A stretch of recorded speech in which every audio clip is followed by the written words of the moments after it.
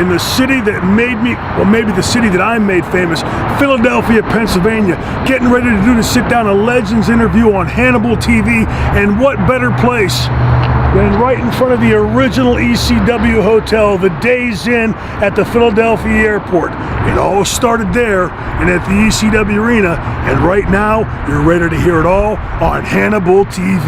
Yeah! What was your childhood like growing up, and where did you grow up? I grew up in Pittsburgh. Well, I always say Pittsburgh, but it's about 30 miles northwest, I guess, of Pittsburgh. Little town called New Brighton, Pennsylvania. Wasn't a lot to do there. We, of course, like any kids in the States or any high school, I'm sure the same in Canada, grew up playing sports. If it wasn't organized sports, after school we were, whatever the season was, we were playing football season, we were playing football, baseball season, basketball. We were always doing something around. I grew up in a neighborhood that about 30 kids the same age, year or 2, 3 apart. So there was always enough kids to get a football game, a baseball game, a basketball game together. And we all grew up watching wrestling. In Pittsburgh, the Steelers, of course, were great. The Pirates had just come off a few years before a World Series and would win one in a few more years in '79.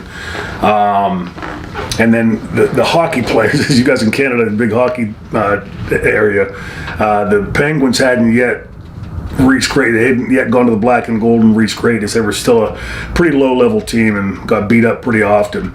So we had the Steelers and we had the Pirates, and we had Bruno Sammartino in Pittsburgh with studio wrestling on Saturday nights.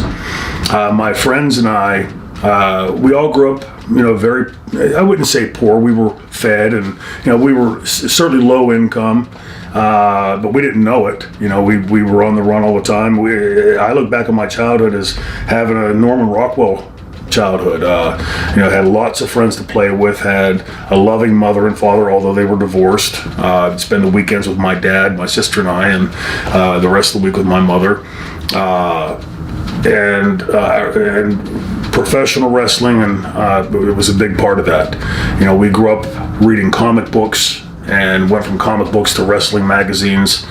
And this, to show you my age, this all precedes cable television in Pittsburgh. So we could read about the NWA, and we could read about these Dusty Rhodes, Superstar Billy Graham matches and the bull rope matches in Madison Square Garden, but we never saw the video of it. And of course, there was no such thing as YouTube or online streaming.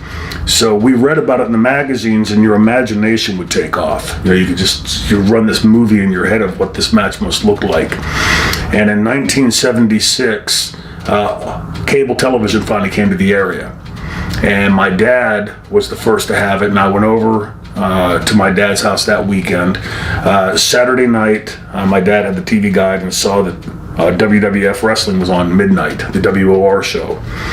So my dad worked on the railroad, and I had no idea. He loved professional wrestling. And he said, "Oh, there's wrestling on tonight. Let's watch wrestling." Because he was always gone on the weekends. He'd come and go with working on the railroad. And he was home that night, and we sat down. I remember he laid on the couch, and I sat on the floor on the couch in front of him. And the very first segment was Superstar Billy Graham with the Grand Wizard behind a cage, talking about his upcoming cage match with Bruno Sammartino. And he had a head of cabbage and shredded it on the cage. And I remember as a 13-year-old kid watching that, and this guy with this incredible muscles and tan and blonde hair, and the gift of gab, and it was like a comic book come to life. I was just like a hook on a fish on the end of a hook. I thought, this is the coolest thing I've ever laid eyes on, and I've been a big fan ever since. And you did amateur wrestling too, is that correct? I did. I wrestled. My high school, New Brighton High School, didn't have a wrestling team. Wrestling hadn't yet come. There were a few schools in the area. Ambridge, which is 4 or 5 towns up from me, had it. I think Center may have had it. There were a handful of schools that did have a wrestling program. New Brighton did not. When I was about 5 years old, my mother took me to a club out in Warren, Ohio, which is a pretty good drive, and about an hour drive, 45-minute drive. And I would go out there a couple times per month and wrestle, and had wrestled through amateur up until about the time I was in high school. What led to you eventually becoming a professional wrestler? It was more difficult in those days, I assume. Yeah, well, there was no way of making contact. We didn't know. I knew Bruno Sammartino lived in Pittsburgh. I would have had no idea how to contact him, or even if I had the balls to contact him if I did know how. My friends and I, we were pretty handy, and we had picked up a Pro Wrestling Illustrated magazine, and a kid had gotten his picture in the magazine. He had built a homemade ring, and it was a really sorry looking thing. I mean, it had strings hanging, like the ropes were sagging, and like an old carpet rolled over it. And we were all pretty handy and thought we can build a better ring than that. So we set out to start doing it. We went to the junkyard and found a big long, what turned out to be aluminum, like 30-foot pipe on the side of a tanker, cut it down and cleaned it up, made these boxes with these plates that had big bolts coming up out of them that we could screw the corner posts to, and then we set down crates, and then had plywood that we put carpet padding, and then my brother had just come in from the Navy and had Naugahyde, imitation leather. We put those over it. So we had sort of a pieced together wrestling ring. And after we built that was the summer of 1978. After we built it and rolled around in it a couple weeks, we sort of got bored with it and thought, now what are we going to do with it? And at that time, Muscular Dystrophy used to have the Labor Day telethon where we would raise money. And they used to ask kids to do backyard carnivals, games and stuff, raise $5-10 and send it into Muscular Dystrophy. I came up with the idea of let's have a backyard wrestling show. So all you backyarders out there, I was years and years before you.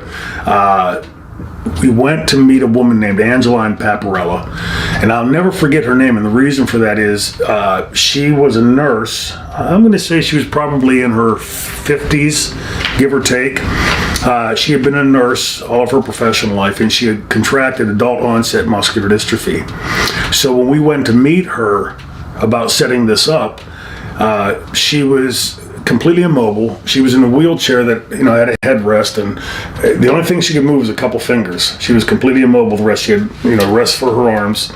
And this woman, the reason I remember her name is not because she was my connection to wrestling, but because to see how hard this woman in this state worked, how courageously she worked to defeat muscular dystrophy was stunning.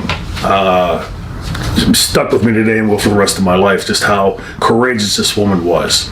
And I'm sure in hindsight she didn't say it at the time, but I'm guessing that having a bunch of snot-nosed 7th and 8th graders walking in and telling us we wanted to put on this wrestling show, she must have been taken back by that.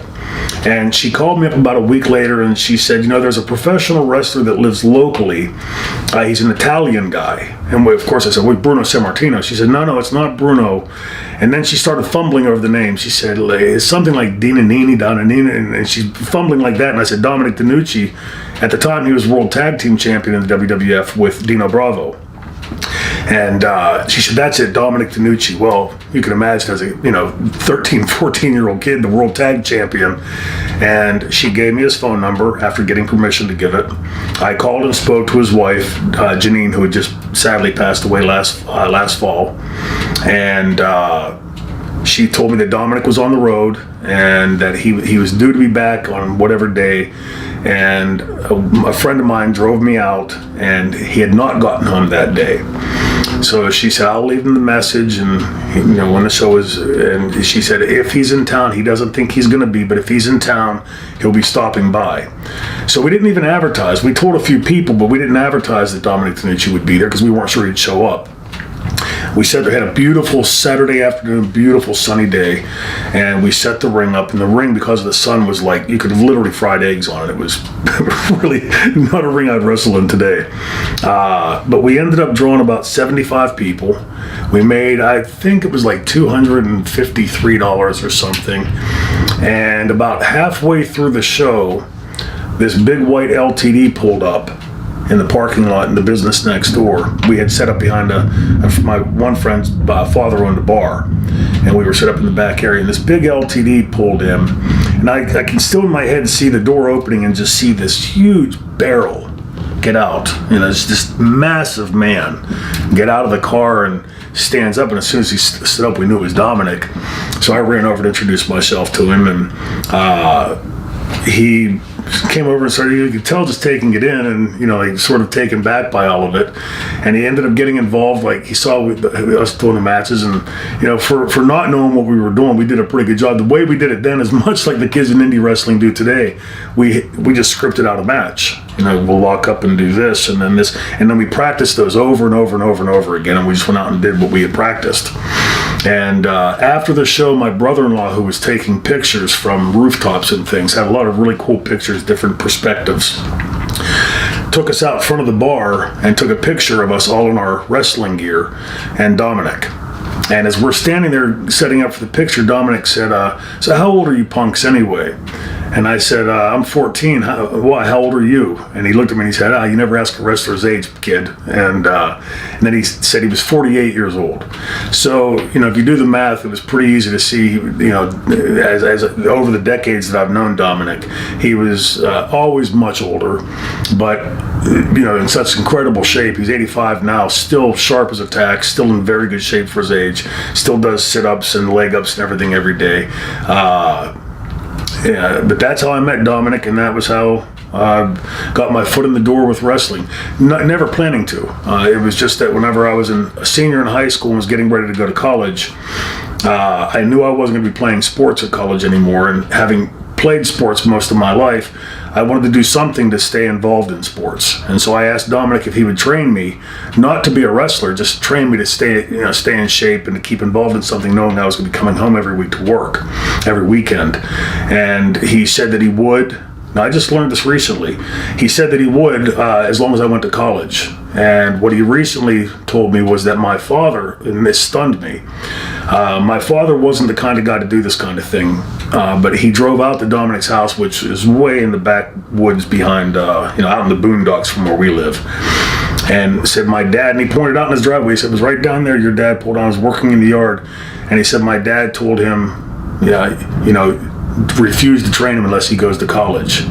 And I already knew I was going to college, but my mother and my father both confronted Dominic and urged him to on that. And Dominic did tell me that I had to go to college in order to train me, never intending to ever be a professional wrestler. Was Mick Foley there with you from the start? No, Mick Foley. That was 1982. I graduated from high school. And 82 through 86 went to Bethany. 1985, Dominic opened his school in 84. It was late 84 that I started training with Dominic and then working some independent shows.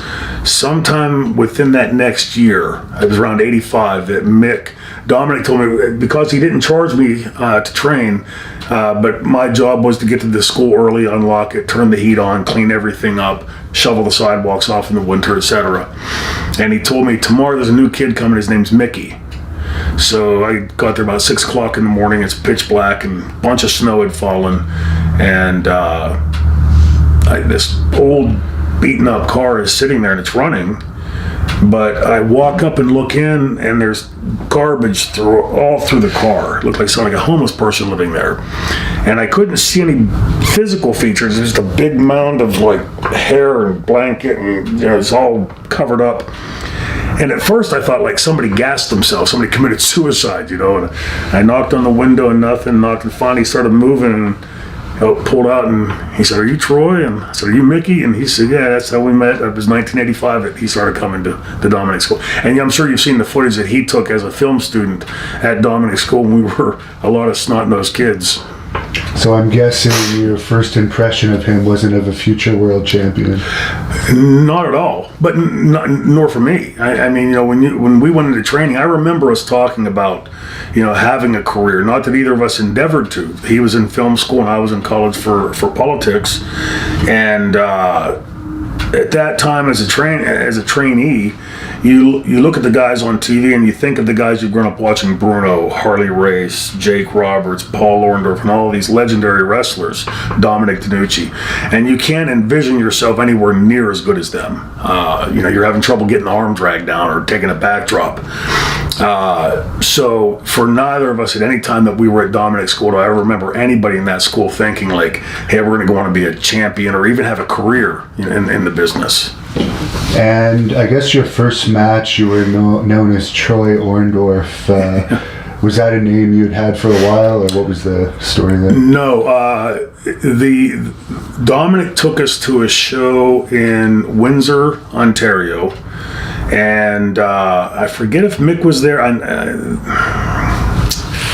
I can't specifically recall. I remember Dominic taking me in. He typically would take a handful of us, so I'm guessing Mickey probably was there. And Crybaby George Cannon was running the shows, his territory at the time. And we walked in, he looked at me and he said, "What's your name?" I said, "Troy Martin." He said, "That's a shit name." He said, I don't go to the ring, I'll think of something. So we go to the ring and the wrestler announces, "Ladies and gentlemen, tonight, making his pro wrestling debut, the nephew of the great Mr. Wonderful Paul Orndorff." And I'm thinking it's my opponent. Like, well, Paul Orndorff's nephew's going to be, that's pretty cool. And he announces Troy Orndorff, and I'm thinking, like, it took me a second to realize it was me. And my first thought was, man, if Paul Orndorff hears about this, he's going to be pretty pissed. But that's how I got the name Troy Orndorff, was from Crybaby George Cannon. And I understand you had a match against Randy Savage pretty early in your career. What was the deal there? Well, Dominic sent us he would send a van full of us, 6, 7, 8 of us to do jobs. And Mickey and I, then they would do 4 hours of tapings in a night, a very long night. And Mickey and I got used up quite often. In fact, every taping. Mickey that night, that was just coincidentally the same night that Mickey got his jaw broken by the British Bulldogs, by Dynamite. My first match was with Randy Savage. I also wrestled Butch Reed that night, Harley Race, and I believe Paul Orndorff. And Mickey had a couple matches before he got his jaw broke. And the other guys that came up with us got paid the same thing that we got paid, but none of them worked, as I recall. And Dominic would send us up there every month or so to do that. I knew pretty early on that I didn't want to use, like, the first or second match, it was under Troy Martin, but I knew I didn't want to use my real name, that if I was going to ever have a career down the road, that if I wanted to use my name. And so I started using the name Mike Kelly. Okay. And but that first night with Randy Savage, and there's a good little story about Randy with that. You know, we had seen him on television with, ordering Elizabeth around and treating her like shit and everything.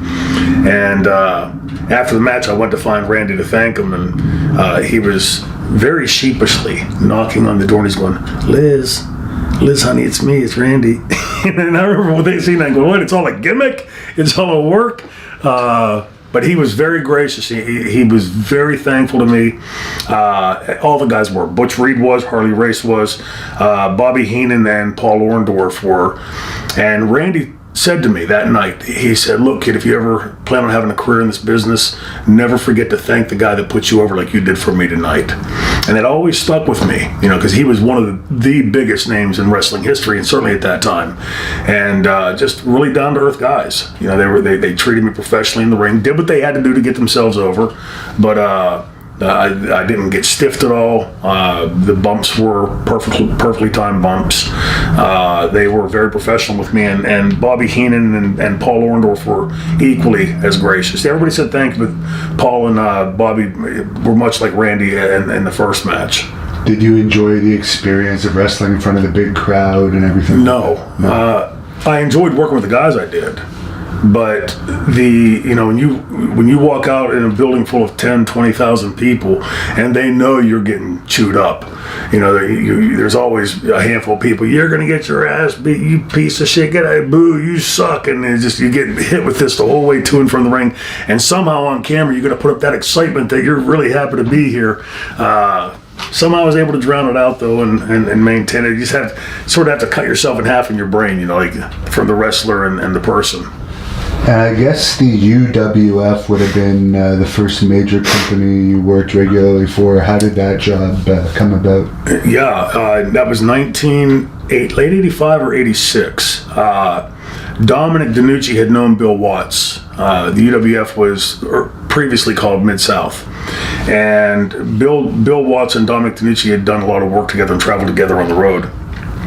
Bill was working to try to take the Mid-South National, hence the name UWF, to compete against Vince. was pretty busy. He was technically the booker, but Eddie Gilbert, his assistant booker, was doing most of the day-to-day work. And, they had set up with Dominic to do, because Dominic was running, promoting shows in the tri-state area, Ohio, West Virginia, Pennsylvania. And Bill and him had set up 7 or 8 dates. And Bill sent up, I remember it was Eddie Gilbert and Missy Hyatt, Dark Journey and Missing Link, Buddy Roberts and Chris Adams, Terry Taylor and Bill Irwin. It was a heck of a crew. The UWF television was pretty hot at the time, especially in Pittsburgh, and sent them up. And the rest of the card, Dominic filled out with us as kids, his students.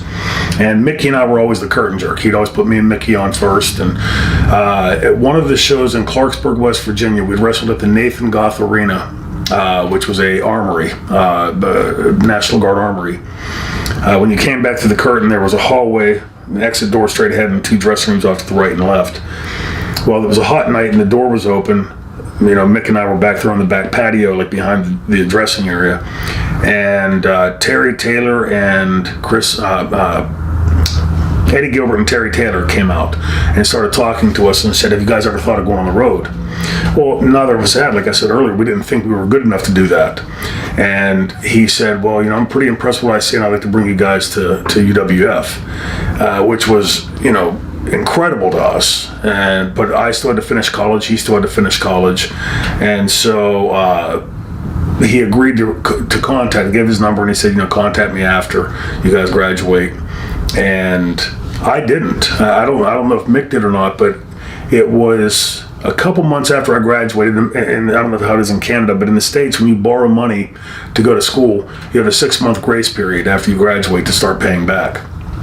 And I was probably 3-4 months into mine, and the economy had nosedived a bit, and it wasn't likely that there was going to be any jobs in the near future.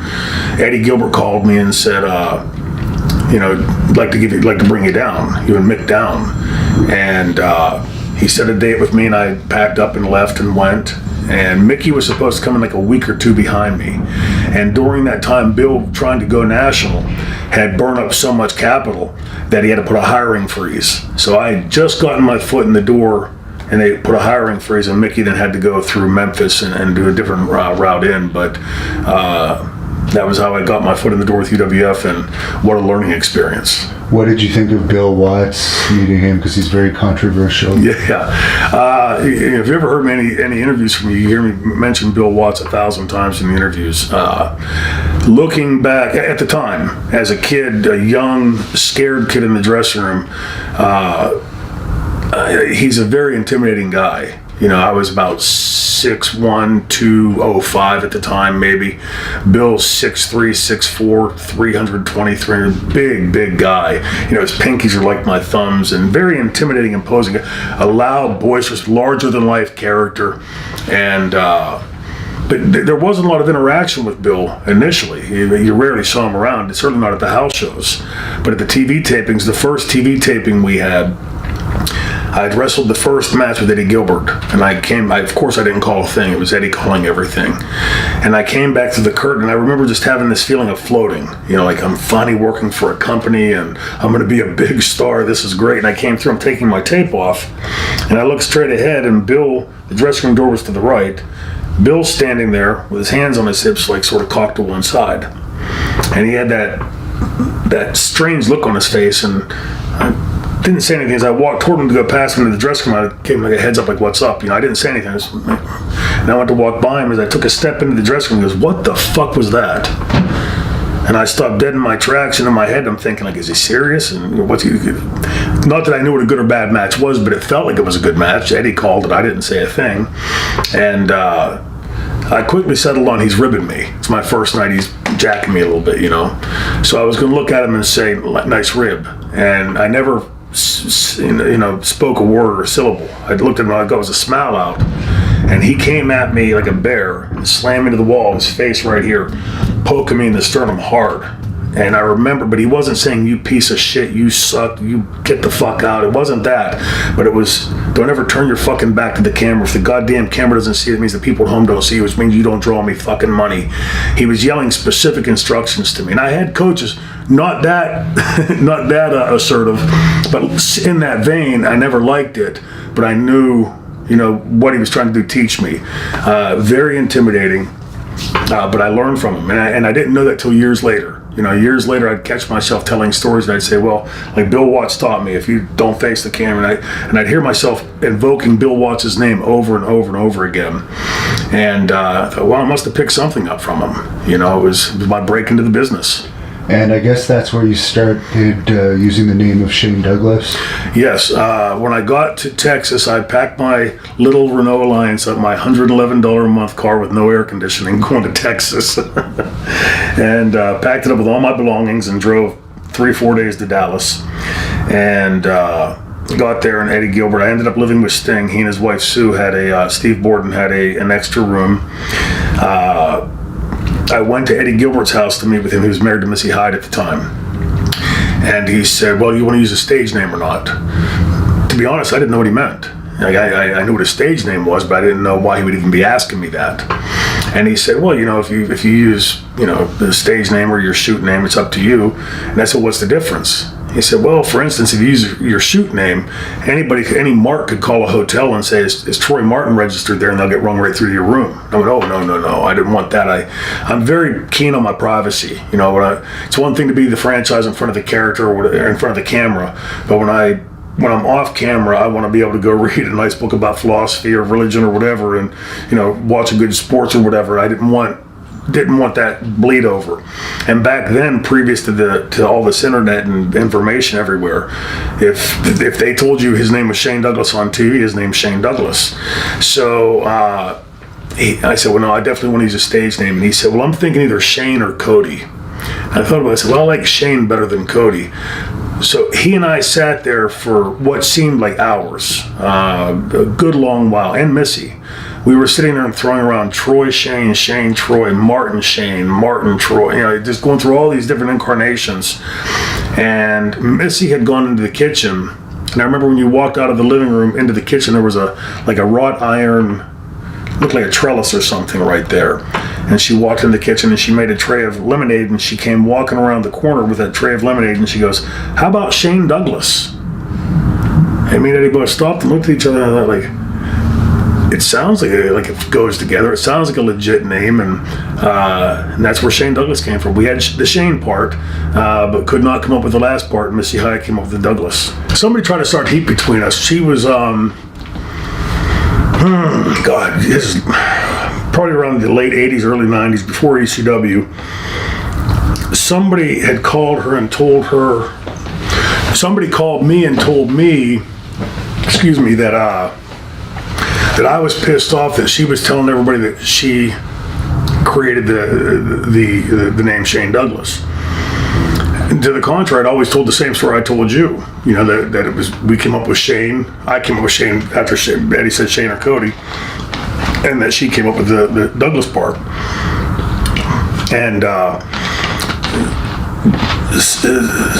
then simultaneously, somebody told her that I was saying that she had nothing to do with the name or something. And like somebody, like, it reminded me, like I thought, if I didn't know better, I would swear Watts was doing this, because it was a typical Watts, you know, coming up with that, hey, I thought you guys got along kind of stuff. But yeah. Typical wrestling. Yeah, exactly. People like to stir up trouble. Mm-hmm. And usually with like no real reason for it. You know, it's not like, hey, if I pull this on you, I'm going to make $1 million doing it, or the company's going to make $1 million. I just do it to do it. You know, it's just fuck with them to fuck with them. And since you mentioned Missy Hyatt, we're interviewing her later today. So, any particular stories or memories of her?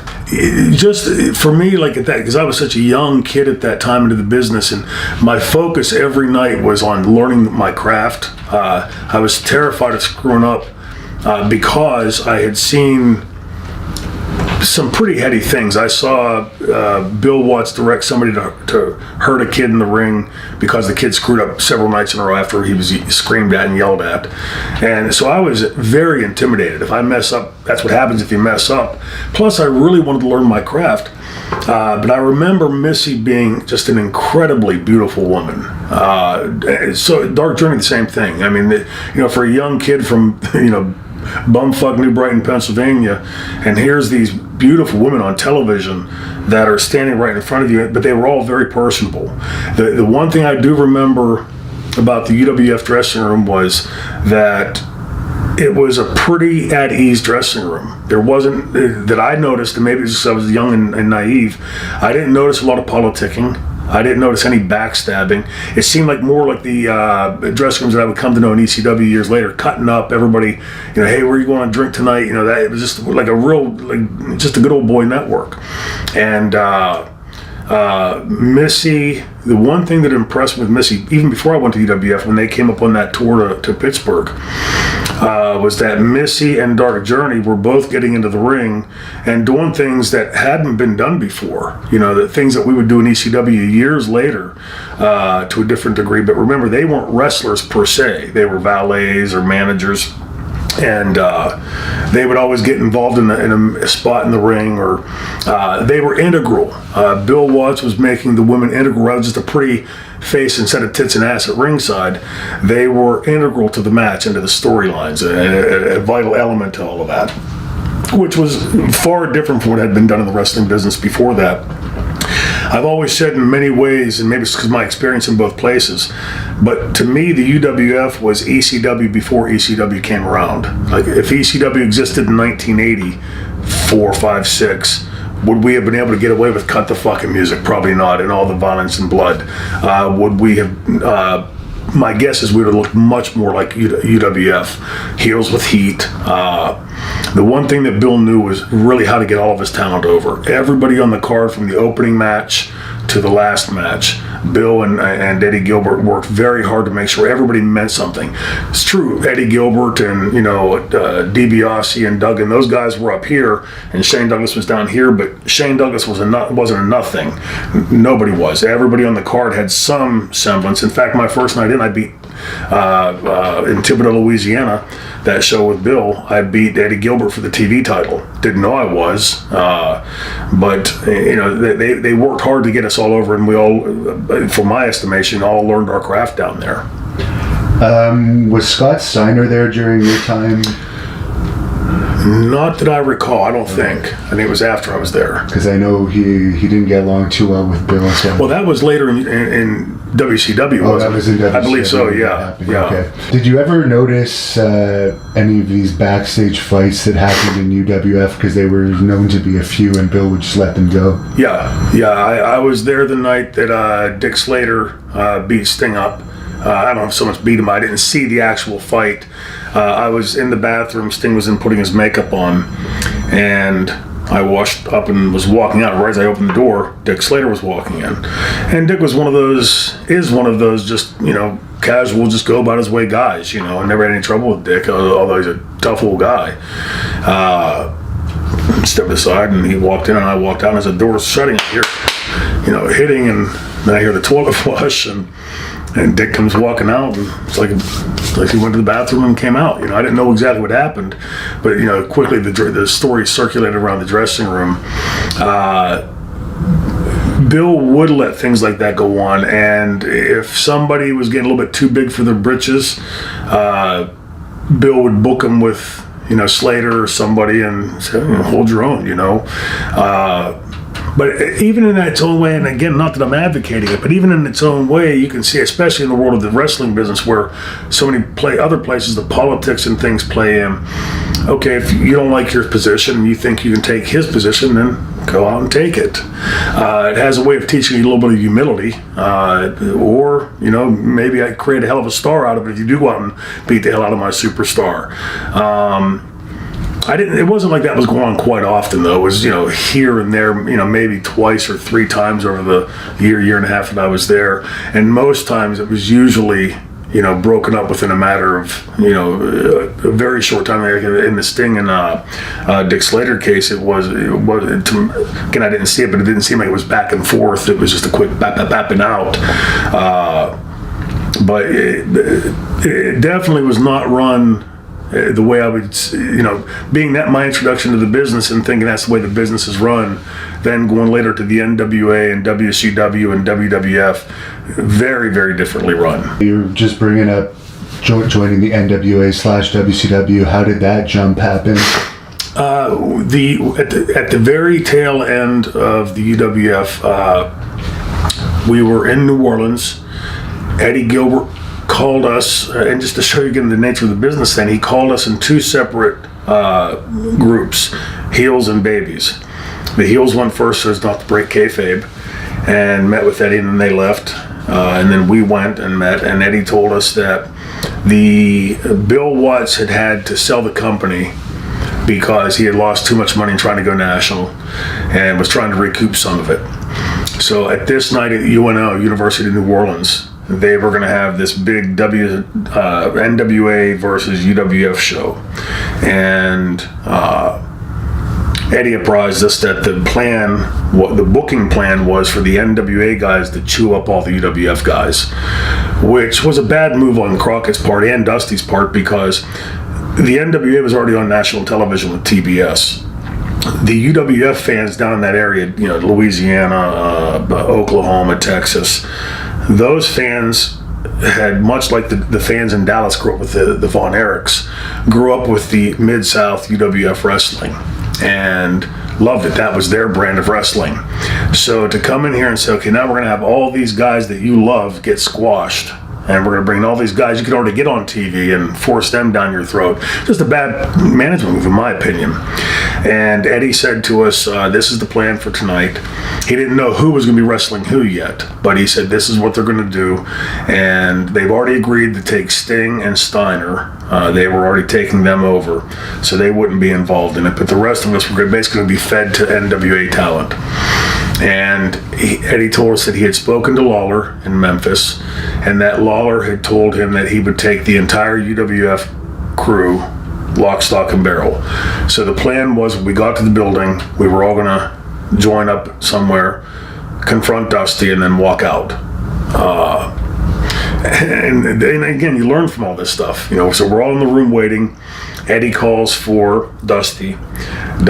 Several minutes goes by. Dusty comes, opens the door, takes one step in, looks around and quickly assesses the room and says, Eddie, can I talk to you for a minute? And he pulls him out of the room, and they were gone for several minutes, 10, 15 minutes. Eddie comes back in and says, it's off, we're all going to wrestle tonight. So they must have offered Eddie something to do that. But you could see in that one quick lesson with Dusty how quickly he was able to assess the dressing room and instantly know what was going on. And obviously he's a master politician. Yeah, cut the snake right off the head. Eddie, come with me. Boom, we're going to fix this. Just hand Eddie I don't know that that's the case. Maybe Missy would know more, but they must have obviously offered him something. And averted that night, Ron Simmons and I wrestled Lex Luger and Ric Flair, and pretty much ate us up, and it was the slaughter of the WWF guys. Within a matter of a few months, all the stations that the NWA had gotten in the deal had dropped the NWA programming, so it was a lot of basically Crockett paid $8.4 million, I think it was, for a couple of ring trucks, a couple of rings, and a couple little odds and ends other than that. Yeah, I think Bill Watts wrote himself in his book that it was already an out-of-business company, so he just basically worked Crockett into buying it, kind of. Yeah, it was a great move for Bill. And I just saw Bill, ironically, a few years ago. I hadn't seen him since WCW days, and Bill was always a very tense person, just always looked like a very angry person. And I saw him, and he looked great physically. He had slimmed down, but here he looked at peace, at ease. And I said, Bill, you look fantastic. And how are you? It's great to see you. That was not Bill from back then. Bill didn't give a shit. Get the fuck out of here. So it was really nice for me to see Bill and see that he's doing so well and found peace in his life. So who eventually brought you into the NWA? Was that Eddie playing a role in that? Moving from UWF into the NWA, originally, I believe Eddie was implicit in it and had me show up at a taping.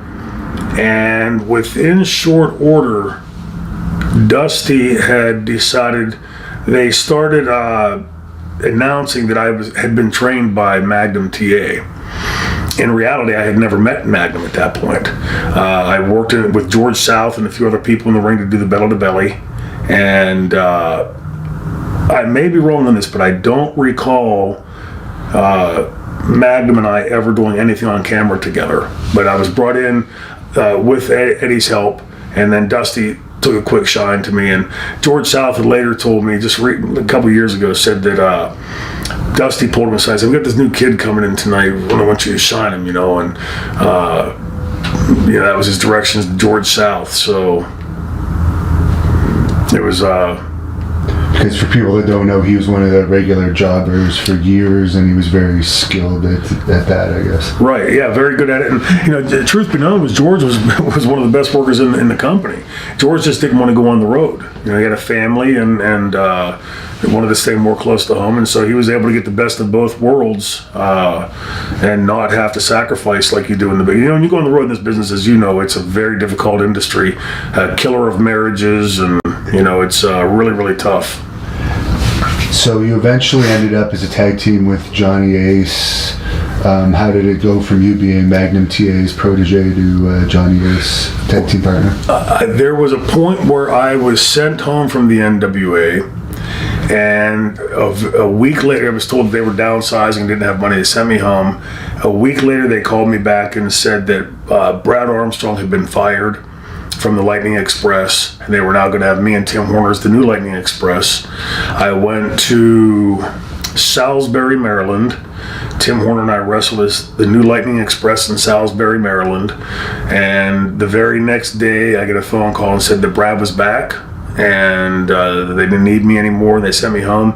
And a few days after that, they brought me back again. And within 6 months, Johnny at that time was when they brought me back, and even before they sent me home, Johnny was there as the flag bearer for the sheep herders. So they told me that Johnny was training to wrestle, and that he was going to be moving into the ring, and then a short time later decided to put us together in the tag team. The ironic thing about the Dynamic Dudes is that we debuted on the Music City Showdown. I think it was called Music City Showdown in Nashville. It was the show where Terry Funk drove Flair through the table. We were the opening match on that pay-per-view versus the Samoan SWAT team with Paul Heyman. And they announced us on air as Johnny and Shane. It was either the Next Generation or the New Generation. And it was so we'd already aired. The next morning we get up to go to the airport. We get in the van with Eddie Gilbert, who was sitting in the front seat, and Johnny and I are in the second seat. And Eddie turned around and he said, "Well, did you hear your new name?" And I'm thinking, well, we've already aired on TV, so how can we have a new name? I said, okay, I'll bite, because Eddie had a bit of a wry sense of humor. I said, I'll bite, Eddie. What's the new name? He said, well, Jim Herd commissioned a study in California with the philosophy that all the hip boards start in California and move eastward. And, the top two words were dynamic and dude. So he put them together and came up with Dynamic Dudes. And I started laughing. That's a good one, Eddie. And I'm laughing out loud, and Eddie stopped with a straight face and turned and looked at me, and I realized that look on his face that he was serious. I said, "Please tell me you're kidding. You're ribbing." And he went, so they said, no, we were going to Tri-Cities. So at that point, WCW had been bought, or NWA had been bought by Turner, and it was WCW. It was now transformed to WCW. Herd was correct. In charge of it. And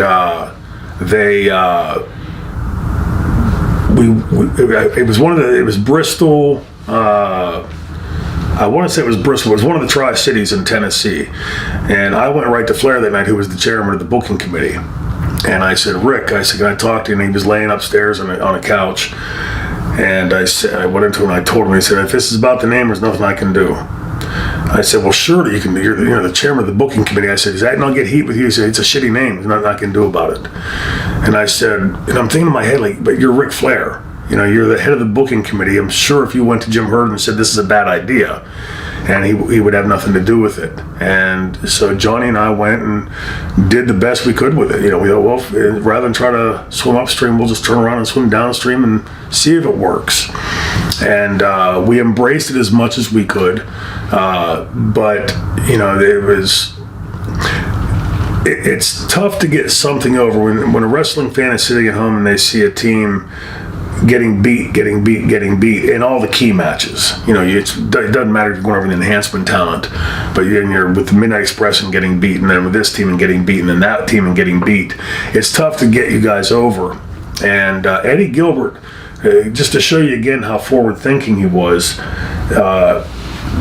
said to us, you guys should turn heel. They should turn you heel and have you slick your hair back and just embrace being dickheads. Fuck you. We love riding our skateboards. That would have gotten a ton of heat, I think. And at that time they wouldn't do it. It shows you how quickly the business was about to change, though, because from 88, 89 frame that we're talking to 92, 93 frame, when suddenly a blonde-haired, blue-eyed guy could be a heel. But it was Eddie Gilbert and Bill Watts that had first seen the heels in us, and certainly me. Did they provide the skateboards, or was that up to you? What was funny about that was they took us out on a shopping trip, with the Ted Turner cards. We didn't have them, the handlers with us did. So Johnny buzzed me and he said, let's see how serious they are. Let's spend as much money as we want and see if they complain. Because they were telling us they were going to give us a big push, and we were the next Rock and Roll Express and all that. So we went into these skateboard. Who knew? These skateboard shops, you can go in and spend $100. You can spend $5,000 if you want. They have all these varying levels of things. So we weren't getting 1 or 2 skateboards. We were putting 7 or 8 skateboards up there, and not 1 or 2 of these cheap things. We were getting 10 of these expensive things, and just throwing stuff on the counter. And they just kept charging. And everyone said, no, just less than that, or kept charging. I think by the end of the day, we'd spent over $5,000 each, and never had any blowback. Nobody ever called us and said, "You guys spent way too much."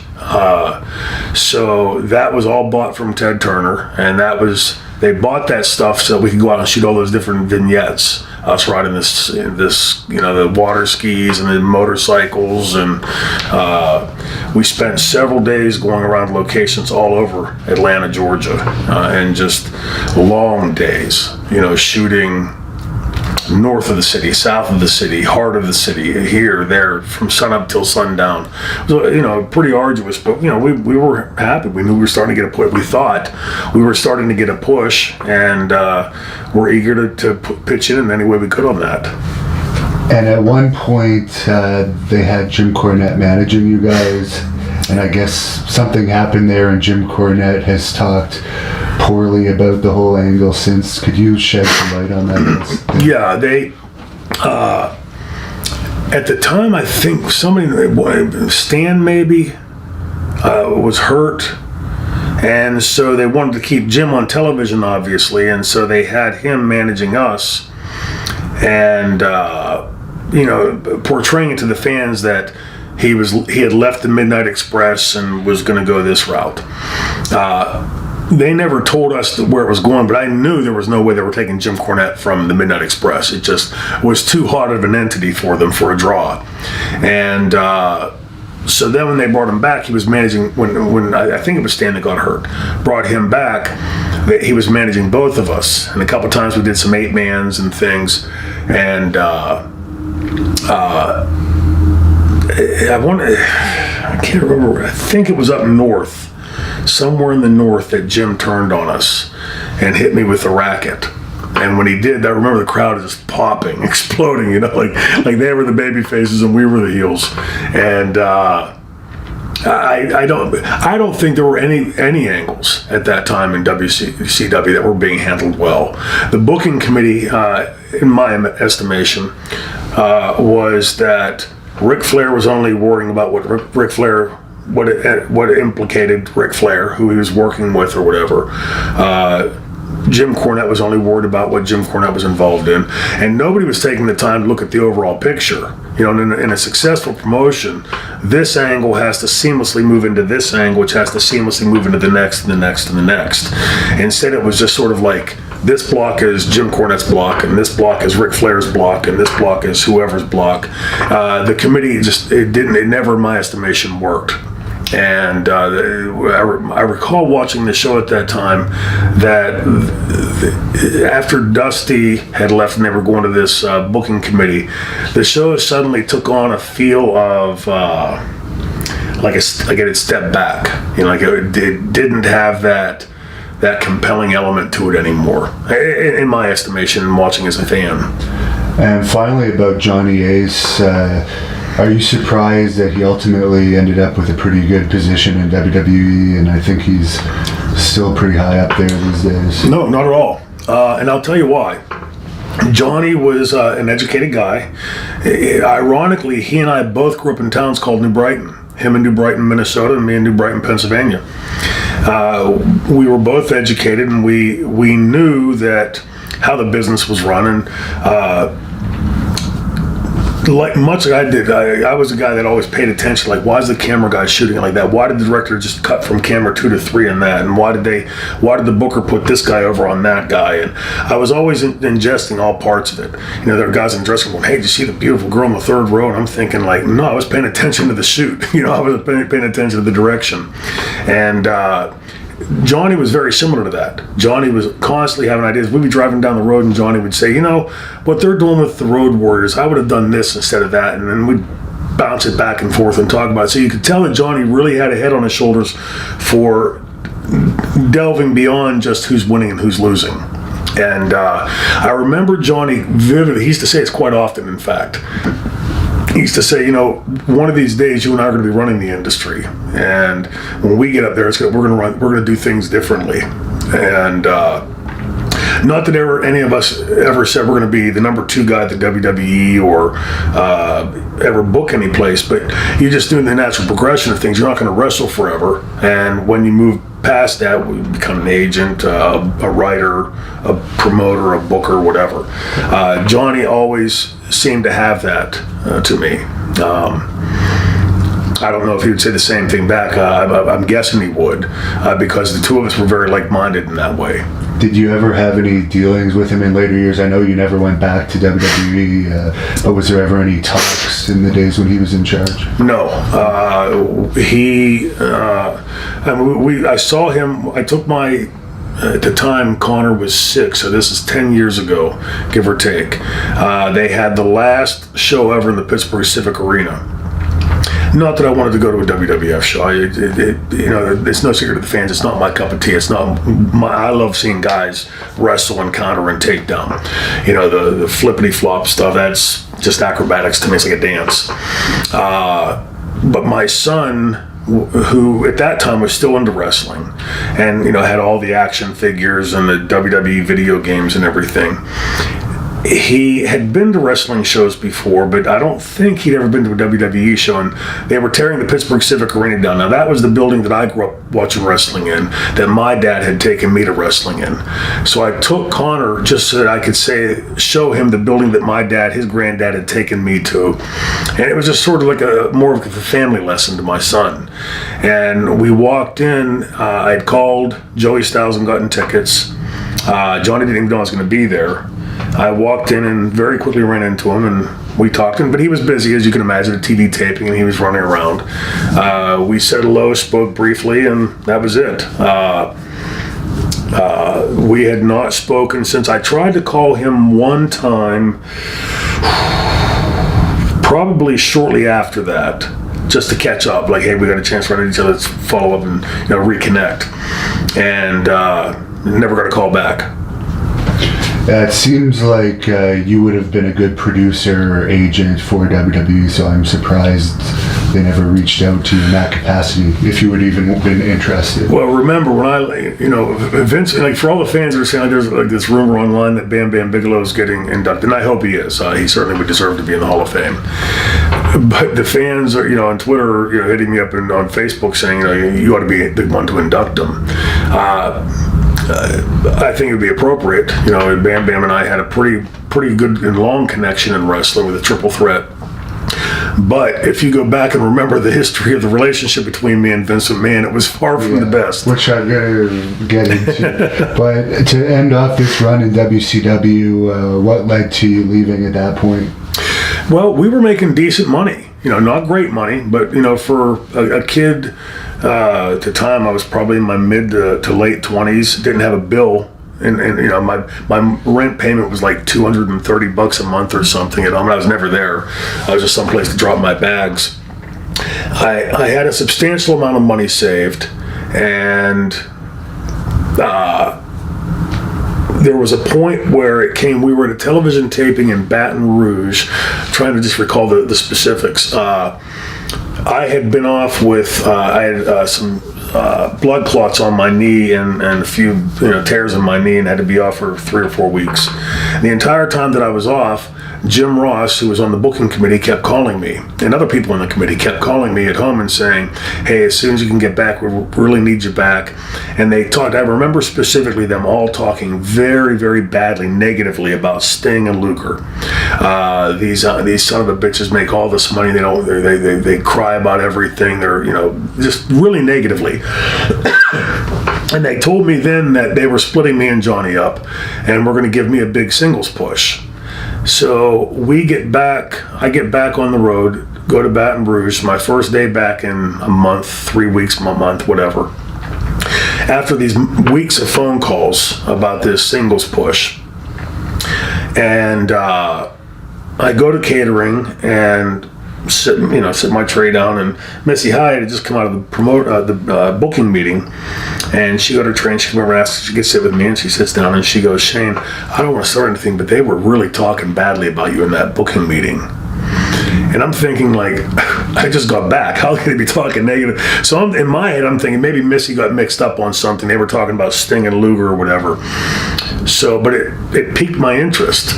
So I left to go find Jim Ross. And halfway down the hallway towards where Jim Ross's office was, I ran into Teddy Long, who was just a referee at the time and had just started managing Mark Callis. He had a clipboard, like it was a boss or something.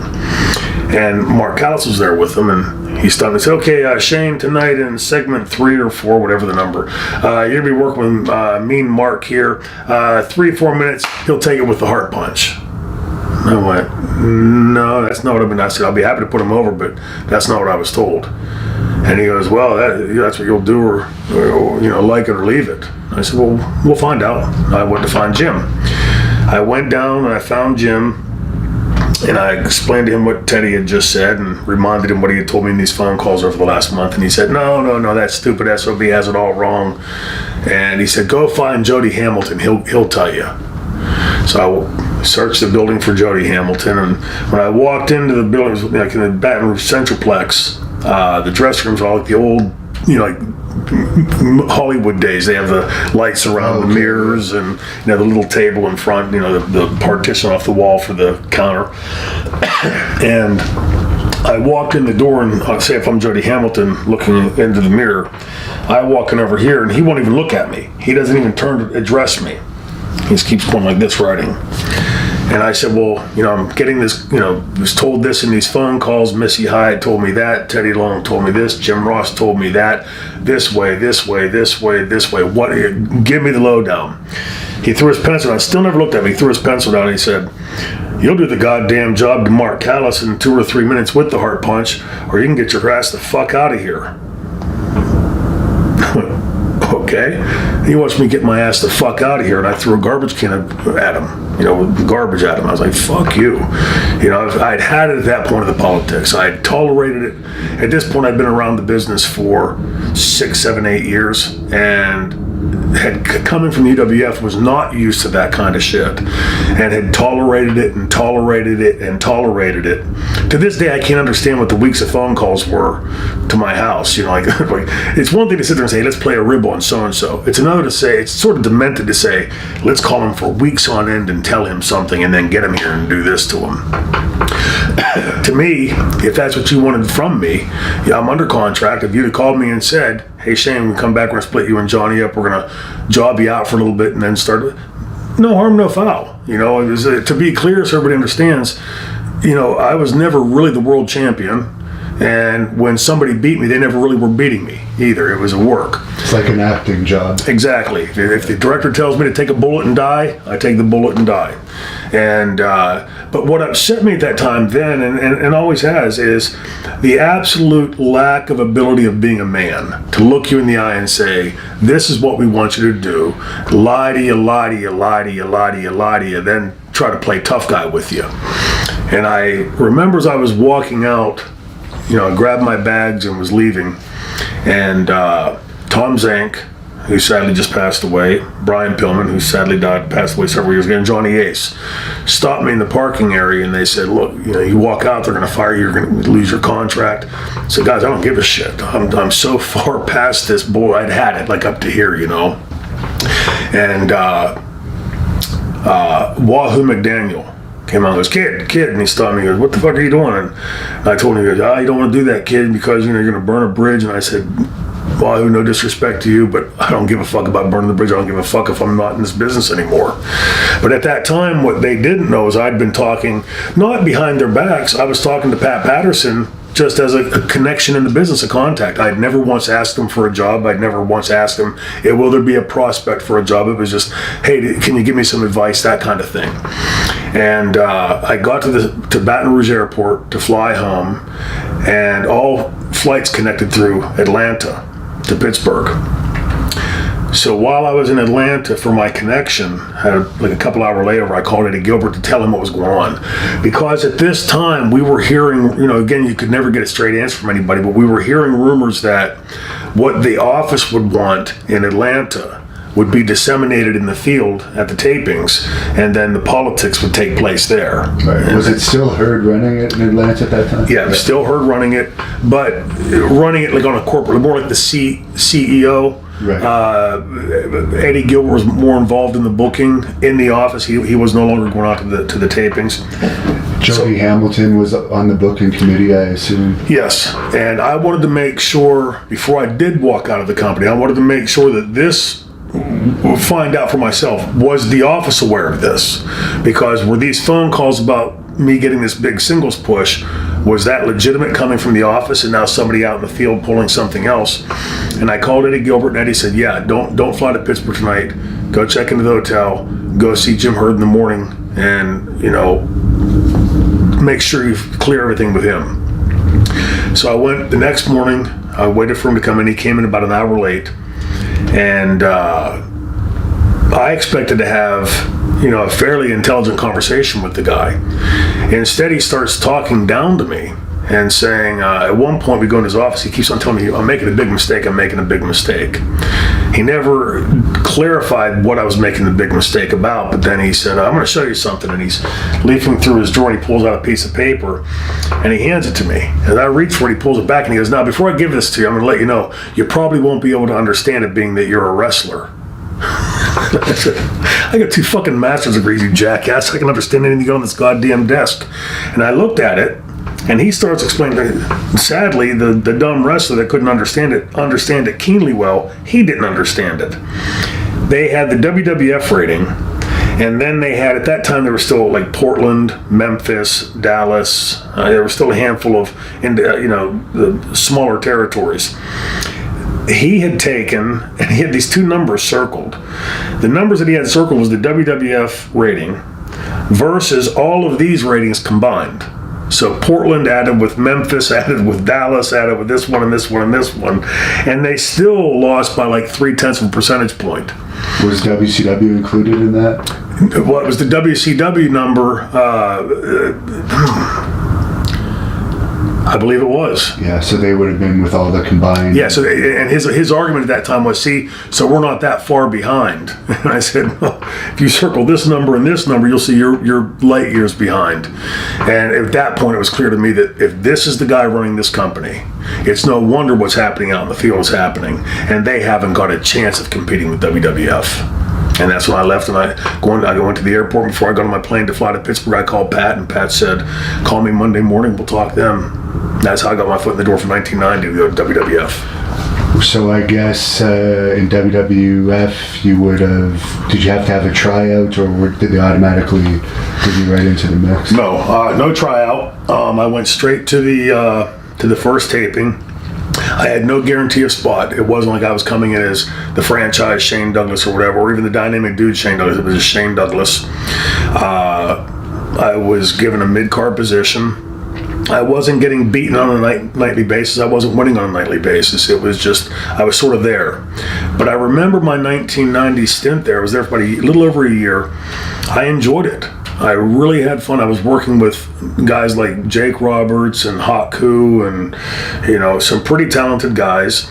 Occasionally I'd slide them over. Or like I remember me and Haku, we did Broadways quite often.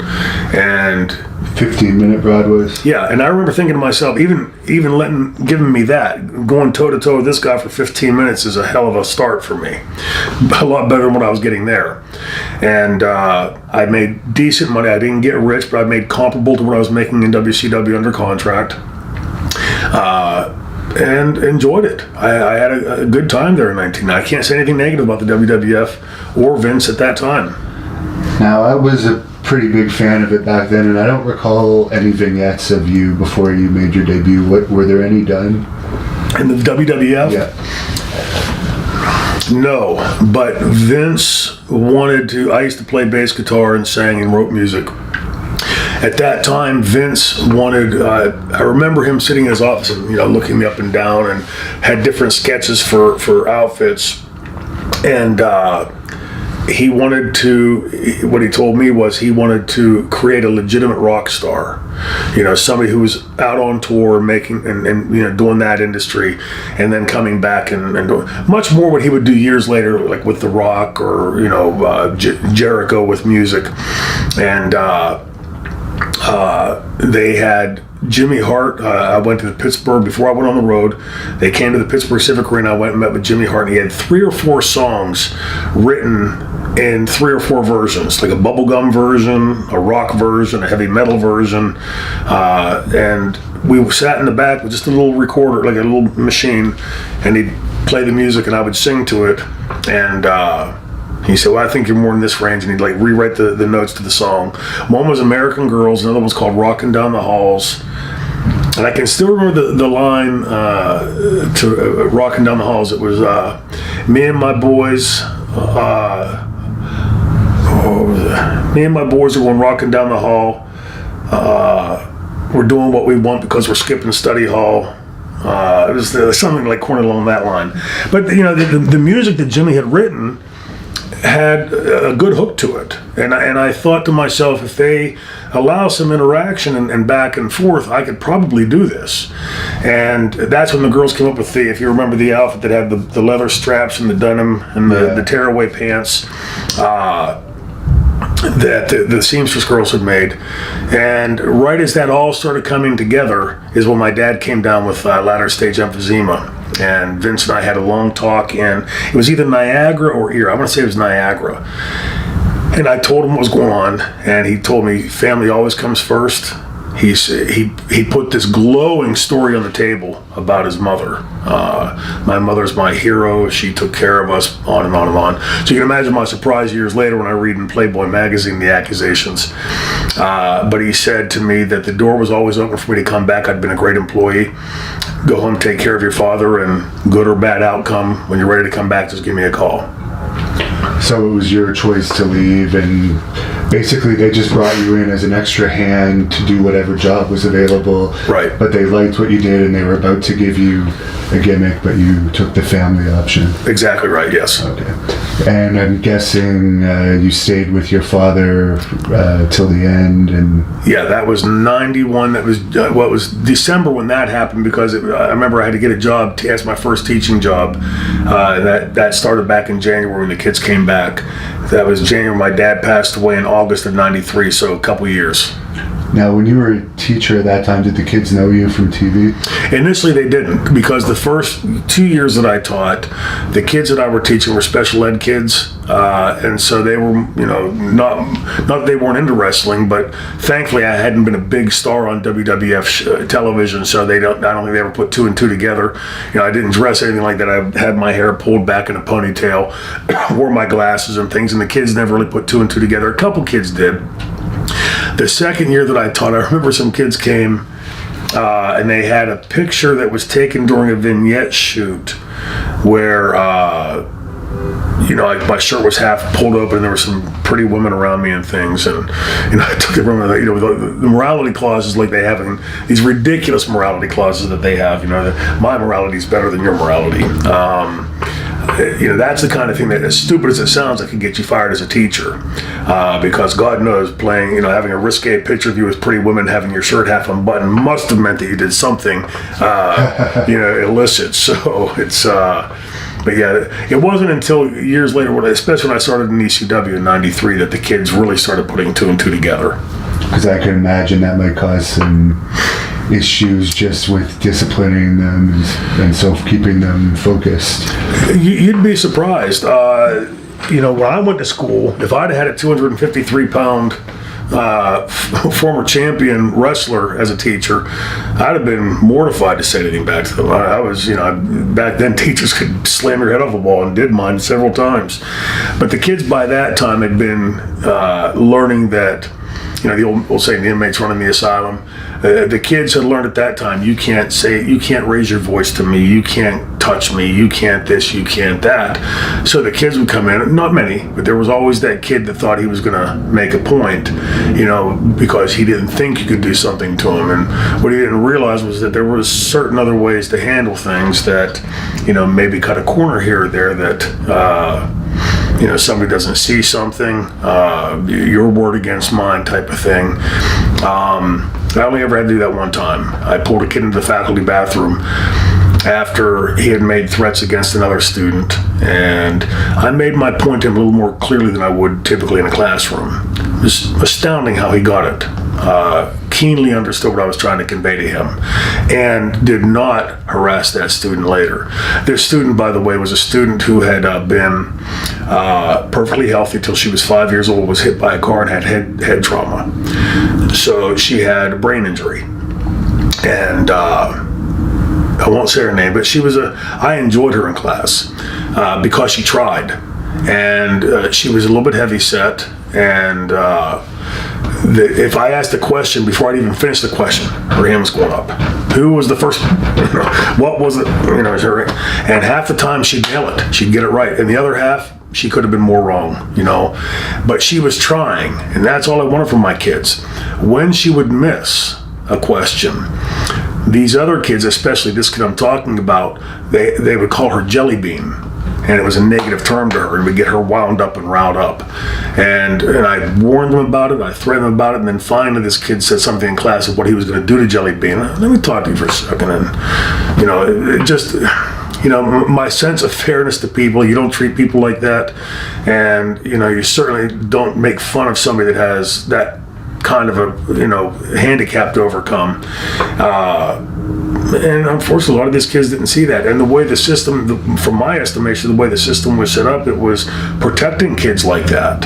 And in my estimation of this or that, then endangering this student, because you can imagine within a year or two, this girl's old enough to quit school. Well, she'd rather sit here with these other jackasses and keep getting called names, or quit and leave. And I'd much rather invest time and resources into her than the jackasses. So surprisingly, after what you just told us about your first experience in WCW, you went back to WCW in '92. What led to that? I was teaching at the time, I wasn't teaching for a school district, I was teaching for an entity called the BVIU, the Beaver Valley Intermediate Unit. In Pennsylvania, the laws had just changed. Special education was all umbrellaed in the county under one entity. So in this case, Beaver County Intermediate, Allegheny County Intermediate Unit, whatever county, Butler County Intermediate Unit. I was hired by the Beaver Valley Intermediate Unit to teach socially emotionally disturbed kids, called emotional support now. And they had the state was trying to downsize. Ultimately, what the state did was what had happened. They wanted to move that into the school district because it was then cheaper for the state. So they kept cutting the budgets, and what that meant was they were cutting number of teachers. And I was the low man on the totem pole because I was last in, one of the last in. The good thing for me was nobody wanted that class. Those were the tough kids that would fight, and they weren't cognitively impaired, they were just behaviorally impaired kids. And so most of the, especially women teachers that taught for the BDIU, didn't want that classroom. So I was safe for most of that first year. By the end of the second year, there had been so many cuts and downsizing that now my job was in threat. It was very unlikely that I was going to be called back the next year. So at that time, Marty Jannetty called, and we reconnected because he and I had done some things in '90 as the New Rockers when Sean was off with a knee injury. And he said that he had spoken to Kip Fry, who was running WCW at the time, and that he had gotten him to guarantee us $4,000 a week to go back as the New Rockers. And I thought, well, there's pretty likely that this job will be gone, and step right into that right after this job is done at the end of this school year. Perfect. And after I put my notice in with the BDIU that I was definitely leaving, Marty had that incident where a girl ended up dead at a party at his house. Yeah. And Kip Fry rescinded the offer immediately, but I had already signed with them. So I was already stuck going in, had no other job, so I thought, well, just going to ride this out and see where it goes. I went, and it was just a single there for a while, and then Bill Watts had the idea of putting me and Ricky Steamboat together. So when you came back, it was Kip Fry running the office part and Bill Watts was the booker? I may be wrong on this, but I believe Kip Fry is who I signed or agreed to return with for no specific money. It was a nightly. And then he was either let go, quit, was fired, whatever. By the time I'd got there, Bill Watts was now running it, which I thought was good for me because I knew that I'd had this relationship with Bill before. I knew Bill liked my work. I'd always been respectful of him.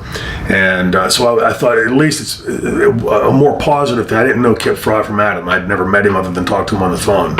And so when I learned that Bill Watts would be taking over, I thought that can only be good for me.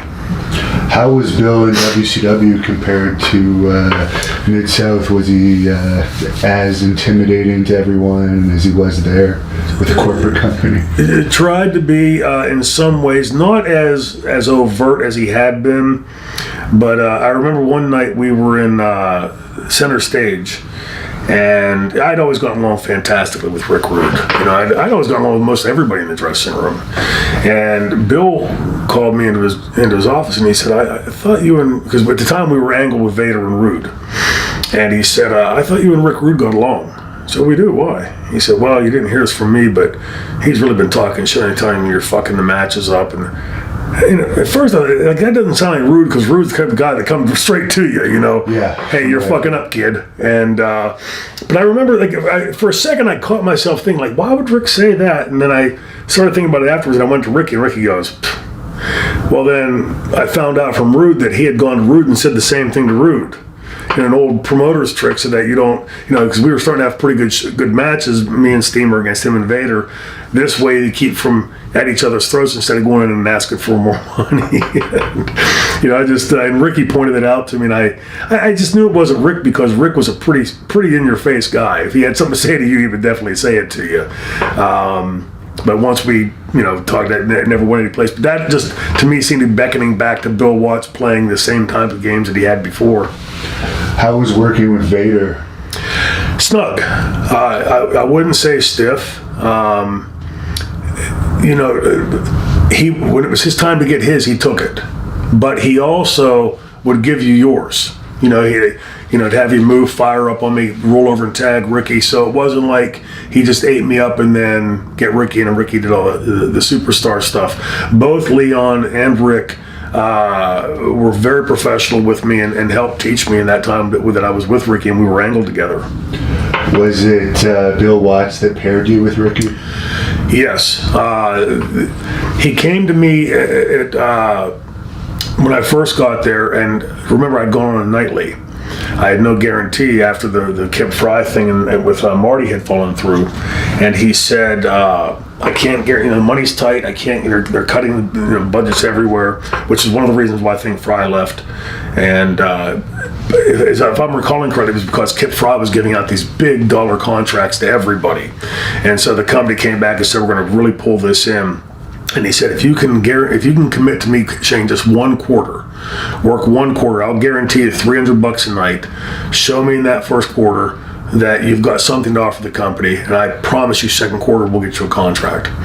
Well, keep in mind, I'd been off the road for over 2 years. So I thought, well, that's only fair. It's not like I've been hot on TV last month or 6 months ago.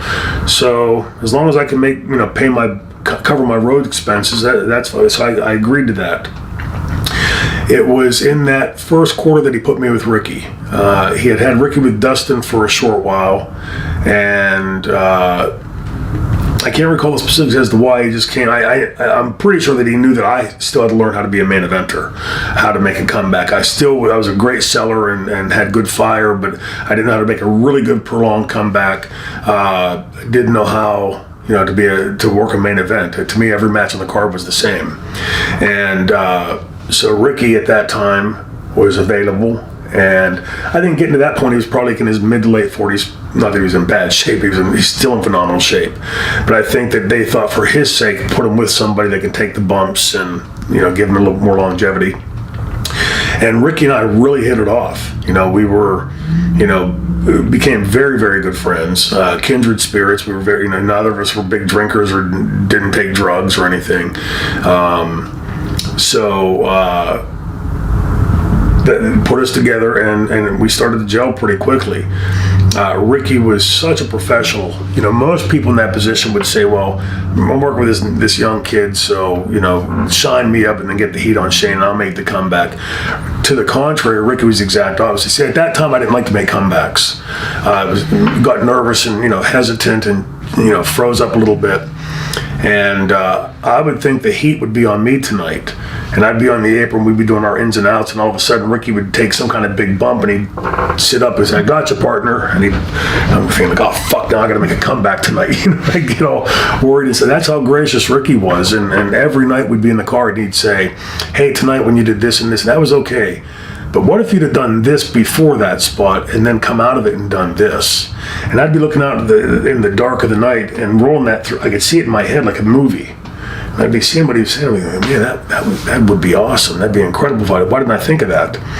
And that's how it was every night with Ricky. Ricky was never one to say, man, you shit the bed today. Even when you did shit the bed, he'd come in and say, yeah, it was okay, but. And then he'd take it another way and really started, connecting with Ricky. Bill Watts called me to his office somewhere right around the end of that first quarter. And he said, at that time we'd go down I think it was Tuesday or Thursday, and cut the promos downstairs at the CNN Center. And they would insert them into the shows. He said, I've been watching your promos, Shane. He said, anybody ever told you you're a goddamn stone cold heel? And other than Eddie saying at that time with the Dynamic Dudes, I said, no, not really.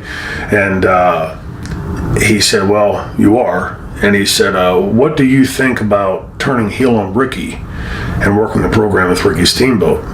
Well, who wouldn't love to work a program with Ricky Steamboat, right? I mean, one of the greatest baby faces of all time. But as I started thinking about it, sitting in his office, I thought, well, it's still, I'm in my head, and I'm sure to the fans, it was still Ricky Steamboat and Shane Douglas. We weren't anywhere near this even. It was still, I still had a lot to learn from him. And I said, man, I thought about it for about 10, 15 minutes, and I said, boy, Rick, or Bill, as much as I would love to work with Rick, I just don't think the fans would buy it. And he said, why not? And I said, because I don't think I'm anywhere near his level yet. And he sat back in his chair and put his hands behind his head and said, I always knew you would be the one that picked this business up. And then that's when they came up with Brian and Steve for the Hollywood Blondes. So it still worked out for us because we had an incredible team to work with off of it. But the original inception of the Hollywood Blondes was to be me and Brian Pillman. Oh, okay. That would have been quite something, actually. Yeah. And a lot of people remember that feud in WCW from that time. I certainly do, as a fan of WCW. What are some of the highlights of that feud for you? Oh, my God. It was fun. It was just fun. I see kids today, in the back and saying, okay, we'll do this and then we do this and then we do this, and they go over it and over it and over it and over it and over it and over it and over it. We never spoke. If we spoke beforehand, it was me. The only person that would speak would be Ricky. He would say, okay, why don't we do something tonight where we work the leg spot, and then like just a general outline of a go home. And the rest was done in the ring. And Brian and Steve's timing was so impeccable, that I used to do the spot where he would beat me up and shoot me, the Irish whip me to the turnbuckle, and I would do a blind turnaround, cross body. Well, when you do that, you can't stop, and you can, but then it loses some of the impact of the move. Every time you do it, no matter who you're doing it with, there's always like your stomach knots up a little bit, like I hope they're there, because you're going blind. Austin, every night I would do that with Austin. He wasn't just in the perfect spot. He was in the perfect spot. He would hit it perfectly, come up off of it perfectly, sell it perfectly. And you just got to a real comfort zone with Brian and Steve because you knew that they were so fluid on their end. The only thing that made tough working with them was that they would get a little bit wrapped up too much into it. Like the one night in Detroit, they had beaten me, and Ricky and I had gone over on them, and they beat us down afterwards. And the out on the match was, or on that segment, was to take our titles and lay them on our chest, like, okay, you may be the champion, but we just whooped your ass, and leave. Instead, they both get wound up, and Steve was with Steamboat, and Brian was with me. They threw the belt busted me and busted my lip open and chipped Ricky's tooth. And I remember watching Brian and Steve walk down the stairs and walking back, and we should still be laying out and selling. Ricky looks at me and he rolls over and he goes, "Let's go, partner." And he jumped right up and he shot down the stairs like 15 feet behind Brian and Steve. And it was the only time I'd ever seen Ricky lose his cool. He's going, "Look at my partners, look at my fucking tooth." And it was uncalled for. But that was because Brian and Steve were inhabiting their characters. They were really living that character, which bled through on camera. No surprise that Steve went on to the greatness that he became in the business, what he ascended to. And I have no doubt that Brian Pillman would have done similar had he not passed away at such a young age. Do you think WCW dropped the ball with that tag team because they were really over? Yeah. Again, the politics in WCW were more its undoing than look, let's face it, dealing with wrestlers and prima donnas can be a real pain in the neck, but there's also an awful lot of money involved in it. Look, just go ask Vince. But especially when Time Warner took over, Ted Turner was the impetus behind pro wrestling being on TBS and TNT and all the Turner properties. When Time Warner took over, there was almost, today they would call it the elitists. The elites the elites that were running WCW, Time Warner, didn't think, they thought they were above pro wrestling. Pro wrestling is for the rednecks and those people down there. I remember Dinah Myers, who was the lead attorney for WCW, she was vocally pissed off that these wrestlers were making more money than her. And how could that be? She had a law degree and we were just nasty old wrestlers, Well, if she wanted to come on the road with us anytime and do what we did, she's more than welcome to and probably could have made a better paycheck. The reality was we were drawing more money. And but that was the attitude. Time Warner didn't really want wrestling on, and so if you don't really want that piece of furniture over in the corner, you get rid of it. And it was pretty clear that when they took over, that from the time Time Warner took over, that WCW became sort of like the redheaded stepchild. And so I've often said in interviews, the only time that Vince in the battle between WCW and WWF ever really had competition was at the very outset of that, when Turner was still in control, which was the very small portion of that time. And then once Time Warner took over, Vince, in my estimation, has never had real competition. ECW, as hot as it got, we weren't a pimple on his ass. We were a tiny little company, and although we had a great fan base, but we still were nowhere near being able to compete on a night-to-night basis with WWF on a corporate level. WCW wasn't. TNA, although they had all the resources, never were. And so there's been all these false starts, and I think as a result, Vince McMahon has gotten a bit complacent and believing that nobody can compete with them, which is a fallacy. And now he appears to even be bored with his own product. At all the wrong time, right? But we were talking about this on the way. Just to take a little sidebar here. From all appearances to me, it looks like a shit idea, right? To try to start. I mean, regardless of the ratings decline and everything else, the NFL, like the movie Concussion said, still owns a day of the week. But if you look at the ratings decline and you look, like I just watched the Patriots-Jaguars game, and as somebody who's been watching football for all my life, I kept asking, because I hadn't watched a full game in a couple of years. I kept asking my buddy, why was that a flag? Or why was that hit against Gronkowski? Why was that a penalty? And why wasn't that a touchdown? And why'd they blow the whistle? Like, I didn't know the game anymore. I'm watching a game I've watched all my life, and I couldn't understand it. I think that the NFL has gotten so politicized. I don't know if you saw this week, they just turned down an ad from a Veterans Association and refused to run it. They wanted to buy an ad and they wouldn't sell it to them. There's a lot of people in America that are just pissed off about the politics and like in my case the so many rules changes that it doesn't seem like football anymore. That starting a new league in 2 years, if the NFL continues doing what they're doing next year and we see a similar decline, which I don't see why it would turn around, 2 years from now people might be saying Vince McMahon's a genius again. Who knows? It's crazy, but I think the last thing the WWE right now needs is for him to take his eye off of it and doing anything else. It needs a lot of help right now. I agree with you on that, even though I'm not even inclined to watch it at all. You and me both. What's happening? So you left WCW, I guess, or what happened? It was only about a year or so stint this time. Yes, Ricky and I. I'd worked through the first quarter at $300 a night. Brian and Steve were making six figures. Ricky was making a strong six figures, and I was making $300 a night. So I went back to Bill the second quarter, and I said, Bill, remember our deal? And he said, Shane, I'm so sorry. He said, they just cut the budget again, and gives me this song and dance if I would just please hang in there for one more quarter, and on and on. Well, what am I going to do? Walk out in the middle of a title run? So I looked at him and I said, Bill, I will give you one more quarter, but next quarter, if there's no new contract, accept that as my notice right now. So I worked through the next quarter and had never told Brian, Ricky, or Steve what I was making. I didn't think it was any of their business. But I have to admit, it was a big chip on my shoulder each night. I'm going out and these guys are making a lot of money and I'm one quarter of this match and I'm making pennies. Then right at the end of that second quarter, Bill Watts gets fired and Ole Anderson comes in.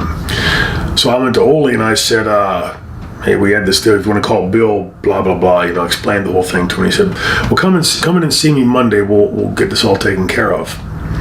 So I went in Monday. Good old Ole. I'm thinking we're going to have this conversation of, you've been getting screwed in your money that's bringing you up. Even if it was less than what those guys were making, but better than $300 a night. He said, well, I don't know what you're complaining about. He said, I reviewed what you're making, $300 a night. He said, that's about what I was making when I was your age, so I don't know what you're bitching about. And I said, well, when you were my age, a hotel room was $15 a night, now it's $150 a night. A rental car was $10, now it's $65 a day plus miles. And what the hell does that have to do with the price of eggs in China? What you were making 30 years ago, you were my age. And that wasn't with a corporate company. Right. And so at that point, it became clear that, it was just more push to pull there. And I had gotten hurt in a match. My shoulder had gotten torn up in a match. And I had to go have my shoulder scoped. And I was going to be out for 3 weeks. At most 3 weeks, probably quicker. I was bounced back pretty quickly then. And I went home and had the surgery.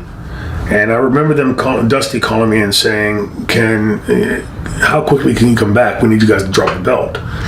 Well, at that time, I couldn't even do this. And my arm was sort of like, I was going to rehab. And I said, there's no way I can do it right now, Dust, but, as soon as I can get back, 10 days, 2 weeks, but as soon as I can get back. So they start this Dos Hombres thing, with Ricky and a partner under mask, saying it was Brian, saying it was me and Ricky. And in reality, it was Tom Zank on some tapes, and the others it was Brad Armstrong, which always was odd to me because both of them had little tiny waistlines. I never had a tiny waistline, and they had no similar build. I had no similar build to them at all, you know. And you could look at it and clearly see it wasn't me. You could tell which one was Ricky, and. So I was at a grocery store one night. I used to always go to the grocery store after midnight so I wouldn't get hassled. And I'm walking through, and this guy and I keep passing each other in the aisle. Go to the next aisle, and he's going this way, and I'm going this way. The next aisle, this way, and then this way. And he keeps looking. Every time we pass each other, he keeps looking at me like, I must be a wrestling fan, you know. And he finally, after so many hours, he said, Shane Douglas? I said, yes, sir. And he said,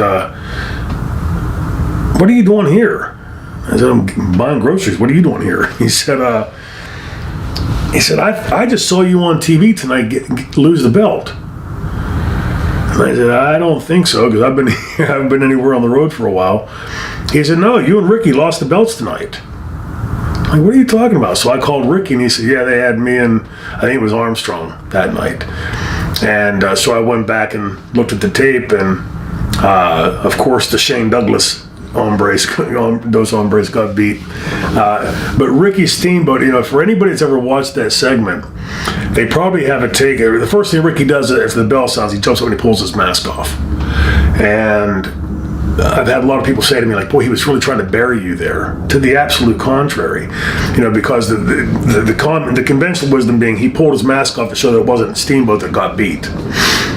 In reality, what he was doing, he pulled it off to show that's Ricky Steamboat, because that can't be Shane Douglas, and so he would take his mask off too. And I never, to this day, have understood why they couldn't have waited another 2.5 weeks to get back to do it properly. I think it's a lot more impactful to have Shane Douglas get pinned than to have some guy you say is Shane Douglas under a mask get pinned. In an angle that doesn't make any sense at all. Exactly. Just to get into politics. And at that time, it's so, you know, I'd been dabbling with this politics stuff and never liked any part of it. And, you know, when I went away and taught, I didn't miss that part of it. And then I come back again, and here it is again, only worse. And that's it. I'm done walking away, you know, with a degree, and I wanted to go back and get my legitimate full master's, and then go on to get my PhD. I went back and got had a teaching job lined up in social studies, my field, and late 92, early 93, give or take, I can't remember the exact time frame. In that time frame, Eddie Gilbert started calling and said that he was going to work for this promoter in Philadelphia, Eastern Championship Wrestling, and he wanted me to come in. And just having come through this political bullshit with WCW again, I said, you know, Eddie, I'd love to work with you again. I said, but I'm done. I'm getting out of the business. I have no stomach left for it. And a week would go by, and he'd call me again and say, well, how about if we give you this much money instead of that much money? I said, thank you, Eddie, but it's not about the money. And this went on for several weeks, you know, and him calling me once, twice, 3 times a week and keep sweetening the deal and, you know, this and that. And, you know, hey, thanks, but no thanks. I'm done. Thank you for thinking of me. But, you know, finally he said, what if we let you be the lead heel for the company? And I remember thinking on the phone going like nobody's ever offered me that before, you know. And I thought, well, I almost said no, and then I thought, well, it's for a little company in Philadelphia. I mean, how long's it going to go, right? A week, month, 2. And so we agreed on a price, and I said, I'll come out and do it, but if I see any signs of politics, any signs, I'm turning around and walking out the door. And he agreed to that. And I went to Philadelphia, and I remember the first day, Terry Funk and I had flown right around the same time. We were both picked up by the same car, and we were driving over to the hotel, and Terry always called me Shano. He said, well, he would sit behind me, lean up and tap me on the shoulder. He said, well, Shano, how long do you think we'll ride this train before it runs off the tracks? And we sort of joked and laughed about it and thought maybe 2 or 3 months, you know, before we'd be out of business. neither of us, I was still young and dumb to the business, but Terry, who was old and seasoned in the business, he didn't see it going past that either. ECW really did the impossible. It became something. It was one of those things where all the parts of the machine were all lined up perfectly. The stars were all lined up perfectly. The major companies, WCW and WWF, had gone on Cartoon Land. The other smaller companies were falling away. Independents were doing okay business, but there was a place for another company to provide a different product. And it was a very short span, 1 month, maybe 2, that I was here. Eddie had originally called me the Fabulous One. Shane Douglas, like the Fabulous Fargos. And, Eddie was always kindling back to Memphis. And my ring music was "Are You Gonna Go My Way" by Lenny Kravitz. And he gave me a decent little push, but it was just almost shameless as a babyface, pretending to be a heel. It was sort of like wishy-washy, no real direction. I mean, what's a fabulous one? It's the 1950s that might have worked, not in the 90s. And we went to a booking meeting one day, and me, Doug Gilbert, Paul Heyman, Todd Gordon, Eddie Gilbert, there were a few other people in there. And after a few minutes, Todd and Eddie got up and walked out of the room, and several minutes went by, maybe a half hour. Todd came back in and called Paul out of the room, and they left for a short while and came back, and Todd said, with Doug Gilbert still sitting there, said, Eddie Gilbert's quit and left the building. Paul Heyman is the new booker. It was that sudden. It was that quick. And we never got a full explanation as to why. Doug, of course, jumped right up, took his stuff, and left. And Paul did the tapings that night. I think that was the night that Paul had introduced me in the ring with Snuka and Morocco and a bunch of other guys in the ring. And shortly after that, at Valley Forge, we were doing a tournament, a title tournament, to decide the ECW champion, my Eastern Championship Wrestling champion. And it was a cage match for the title. And that night in the dressing room, after that match, I'd won. And Paul came to the back and said, "I have an idea for a gimmick for you." In 1993, the NFL had just started delineating one player per year as the franchise player. It was supposedly the most important player, the key player to each team. And Paul said, "I'm thinking about calling you the franchise." Well, at first it sounded odd because, we were just hearing this in the NFL, and it seemed almost like we were following and copying. And he said, "I want you to be that arrogant heel." He said, "Put it this way, you're the captain of the football team who steals everybody's girlfriend and fucks them." That was the only direction Paul ever gave me on the character. And I remember thinking to myself, like, I can play with that. Like, to be that sort of dick in your face, I'm better than you. And then he had, of course, Sherry Martel and Curtis Hughes with me. And that was where the franchise character came from. And the Perfect Strangers did not come till later. That originally was Chris Benoit's ring music. Then when we formed the original Triple Threat, me, Benoit, Malenko, it became the Triple Threat's music. They left shortly after to go to WCW, and just by proxy, it became my music. When I would go to the ring, the sound guy, not knowing any better, just kept playing Perfect Strangers. And I liked it a hell of a lot better than I like "Are You Gonna Go My Way?" So that's where that came from. That's how it all started, the franchise character. And what did you think about Sherry Martel being your manager? She's such a legend in the industry. And a WWE Hall of Famer, I guess, now. Yes, I had known Sherry for years before that. Always loved Sherry, was always impressed by her work. I've been one of those guys that have never been, shouldn't say never, rarely impressed with women's wrestling. Like when I would watch Moolah as a kid growing up, she looked like a woman pretending to do what guys do, to me, in my opinion, my humble opinion. Sherry was the first woman wrestler that I ever watched that I thought, damn, she's different. You know, she wrestled like a guy. And but when you got to know her in the dressing room, she was such a sweetheart, such a loving person. You know, like your sister. You know, not anything like the character she played on television. And hopefully, I think most people would say that about all of our characters. But Sherry really was dichotomous from the type of character that she played. Really cared about people. Was very humble, quiet. But also fun, you know, like she'd cut up and, you know, just like the boys, she liked to have her fun. And for me, I thought it was only a huge benefit to me because Sherry, you know, not that she would often do it. I think she always felt like it wasn't her place to. And I think part of the way the business was at that time, like a woman doesn't tell a man, like, give her any pointers. And I said to her, if you have an idea, shoot it at me. If I ignore it, I ignore it. But if you got one, give it to me. And she would very, very seldom, but would, you know, Shane, why not this? Or Shane, you know, she'd just give. And she was the first one that hit me with the idea of when I was using a second like that, a manager, to have buzz phrases, you know, to draw the ref, or something to draw the attention, or take the camera off of me for a second. She was the one that that taught me that, and I always loved working with Sherry. In fact, when she finally left to go to WCW, I couldn't fault her for doing it because, you know, they were obviously offering her a lot more money. But I have to admit, there was a part of me that was really sad to see her leave because she was just so great to be around and so fun and easy to work with at ringside.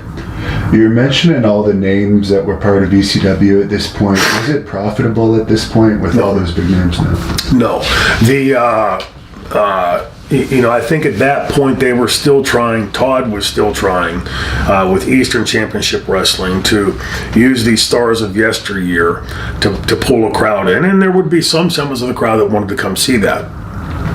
What was going to work was you couldn't go if everybody is selling vanilla. You can't go and sell French vanilla and say you're different. It's still vanilla. And the business was all pretty similar flavors of vanilla, just using that flavor as an example. Suddenly ECW came out and was, you know, Rocky Road. You know, it was something completely different. I'm sure it turned a lot of fans off that were used to that traditional wrestling model. But there were also, I think, a lot of fans that had grown so tired of the, Dean Douglases and dead men coming back to life and evil hockey players with one blackened tooth and the evil plumber and just that stupid garbage crap that suddenly here was a company that was talking to you in language that you use at home and on the street, doing things that you'd always hoped for to see. Then it ramped up with violence that had not been seen in American wrestling before. We had heard about this, much like when I was a kid reading the magazines, we had heard about these ultra-violent matches in Japan. But again, you can only imagine, you weren't seeing them again with no live streaming. And suddenly here came ECW giving you something like that. And not just that, but here's Benoit, who played Pegasus Kid in these matches. And here's Sabu, who became a big name over there. Names that we hadn't yet seen on the American scene because they hadn't been overexposed in the WWF and WCW, and now they're here in ECW. And oh yeah, there's Shane Douglas, used to be a world tag champion, and there's Sherry Martel, and there was enough there. And each time that Paul would cut one, like a Jimmy Snuka loose, for instance. Nothing against Jimmy. It was just purely just looking at it from a business point of view. If we take Jimmy off and we free up some money to maybe bring in two or three other guys, now you bring in a Dean Malenko and a Chris Benoit, or a Super Crazy and a Tajiri, or a Rey Mysterio, or an Iconium. You know, each time he would get rid of one of those larger names of yesteryear, he would bring in one of these new names that some segment of the audience was going, man, I would love to be able to see those guys. And here they were for the first time congregating together. In those early years, Todd Gordon, I guess, was the backer. Where was his finances coming from? Todd's family owned a jewelry store, a well-known jewelry store downtown Philadelphia. Todd was individually wealthy, but I would imagine much of that wealth was on paper. You know, it wasn't like he's got $10 million sitting in a bank vault somewhere. or some huge corporation that was willing to lend him, whatever money he needed, or the credit to get on a major network. So I've often, in looking back, wondered, how were they able to do this? Because in the early days, first 3 to 6 months, we'll say, the ECW arena was not full. The first couple, I think the first 1 or 2 shows had 2 or 3 rows of people. We were giving out free coupons for free beer and hot dogs. But once that caught, it grew very quickly. It went from that 2 or 3 rows to 75% full, then jam-packed, then turn-away crowds very quickly. But in Jim Thorpe, we were wrestling at the Flagstaff, there's 75 people in the building. Jammed. It wasn't like it was an empty building, but it was tiny. It was not much bigger than this room. And those checks always cleared. We'd wrestle in front of a couple hundred people over the weekend, and my checks would clear. And then much later we'll get to it, I'm sure, the inverse universe, suddenly we're wrestling in buildings in front of thousands of people, sellouts, and the checks are bouncing like rubber balls. But Todd's money came from, as far as I know, from the jewelry store, and I think there was a bit of family money behind it, but certainly wasn't wealthy to the point where he could have floated ECW through years and years of growth. Right. And a lot of people, including me and a lot of wrestling experts, would say that ECW as Extreme Championship Wrestling really began when you threw the NWA title in the garbage. Could you just detail who came up with that idea and what the whole fallout was from that? Yes, it was... I don't know if it was all Paul's idea or if it was Paul and Todd's idea. Paul called me a week or so before the tournament. We were still at that point, Eastern Championship Wrestling was still a member of the NWA. And at that time, we had started drawing those really strong houses, those sellout crowds, and I think we were only an NWA member to be doing that in the States. So they wanted to do the tournament in the ECW arena and proffered the idea of having Shane Douglas, the ECW champion, become the NWA champion. And Paul called me and laid this idea out to me, which I remember vividly. Remember the first time that he told it to me, it sounded so wrong, like to do that, because it bled so much of the politics that I eschewed in the business. And he, but the one thing I'll say about Paul was he didn't call me and tell me I was doing it. Paul always gave me the option. He would say, we can do this or we can do this. And he would tell you the good and bad of this, and he would tell you the good and bad of this. It wasn't like he'd say, we can do this, which is going to be really great, or we can do this, which is going to suck, but it'll be okay. He would give you all points of view on equal footing. And through the course of the time, that week or two that it was leading up to the tournament, you can imagine in my head, I'm wrestling with this because I, had grown up a fan of the NWA and had huge respect for most of those guys that carried, if not all of them, that carried that belt.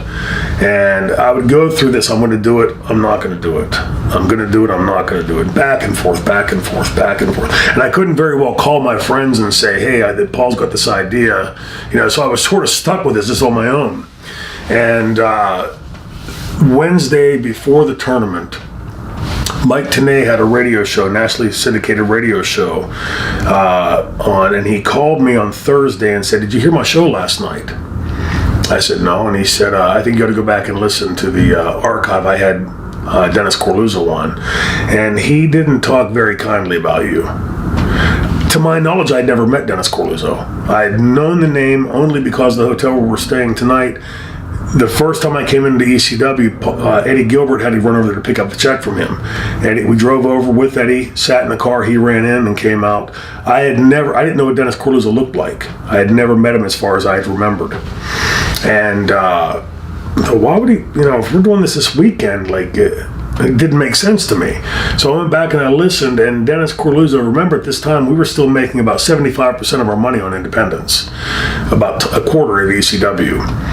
So I listened, and he said on the in the interview, if anybody out there's thinking of hiring Shane Douglas, I wouldn't, because I can tell you at first-hand knowledge, Shane Douglas will take your take your deposit, not show up, and he'll screw you out of the money. And I had never done that to anybody. Never. And I thought, why the fuck would he say that? That's the dumbest thing in the world. And at the time, I took it as an overt attempt to take food off my family's table. And it pissed me off. And I thought, so he's politicking on me now, and I don't even know the guy?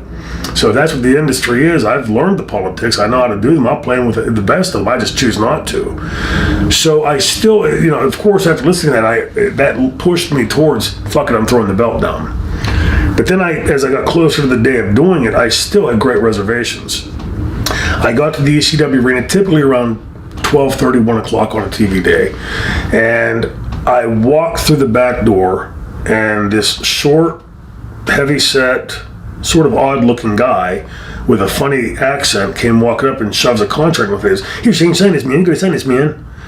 I said, who are you? And he said, I'm Dennis Cornette, man. Nice to meet you. And he's, and I'm thinking, like, what's this guy doing in here, And so I looked at this thing. It said legitimate contract. And he said, I got to sign it on the spot. And I said, first of all, I wouldn't sign a contract from God until my attorney reads it, Dennis. So I'll take it on and let my attorney read it. And he proceeded to follow me around the dressing room the entire night. At one point, I came out of a toilet stall, having taken a shit. And he was outside the toilet stall and ready to open the door. He goes, here, Shane, can you sign this, man? I was ready to knock him out. I was really getting pissed. I kept telling Paul, get him the fuck away from me, because if he keeps shoving that contract in my face, I'm going to knock him out. And so finally, Paul did his best to keep him away from me. I went and dressed under the stairs with Taz and Perry and the guys. I think Bam Bam and Chris. I don't think Bam Bam was there yet. Now I've got 3 matches in the tournament to get through. First with Taz, second with Malenko, and the third with Too Cold. And the building was hotter than hell. Extremely stifling hot, August night. And so I had to get through these matches, and I still hadn't committed to doing it. In fact, when I'm in the match with Scorpio, I know I've got to ultimately make a decision pretty quickly here, and I start doing the promo. And I never pre-planned or wrote any of my promos down. I just spoke off the mind. The whole time I was growing up with my dad was like a legitimate superhero. A World War II vet. A decorated hero in the war. He served under Patton's Third Army. 28-inch waist, 48-inch chest. I mean, I was built. There's a picture of him from World War II with holding an M60 machine gun and a carbine, and it just looks like G.I. Joe. And watching, he's like a legitimate superhero to me growing up. And he used to tell me from the time I was a kid, and I never knew what he meant.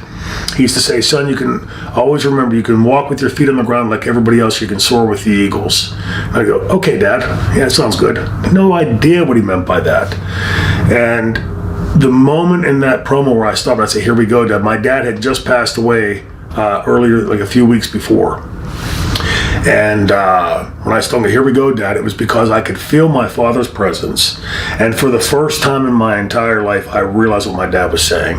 You can go along and do what everybody else does and get what everybody else gets.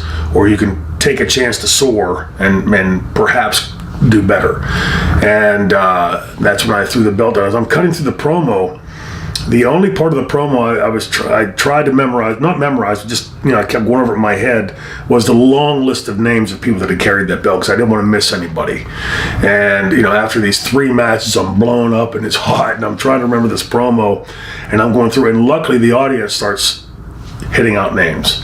And Dory Funk, and Terry Funk, the man that'll never die, and Fat Man Dusty Rose, and I'm going through it, and it almost lent to the credibility of the reality of the promo, because it was, you could see it wasn't a scripted thing.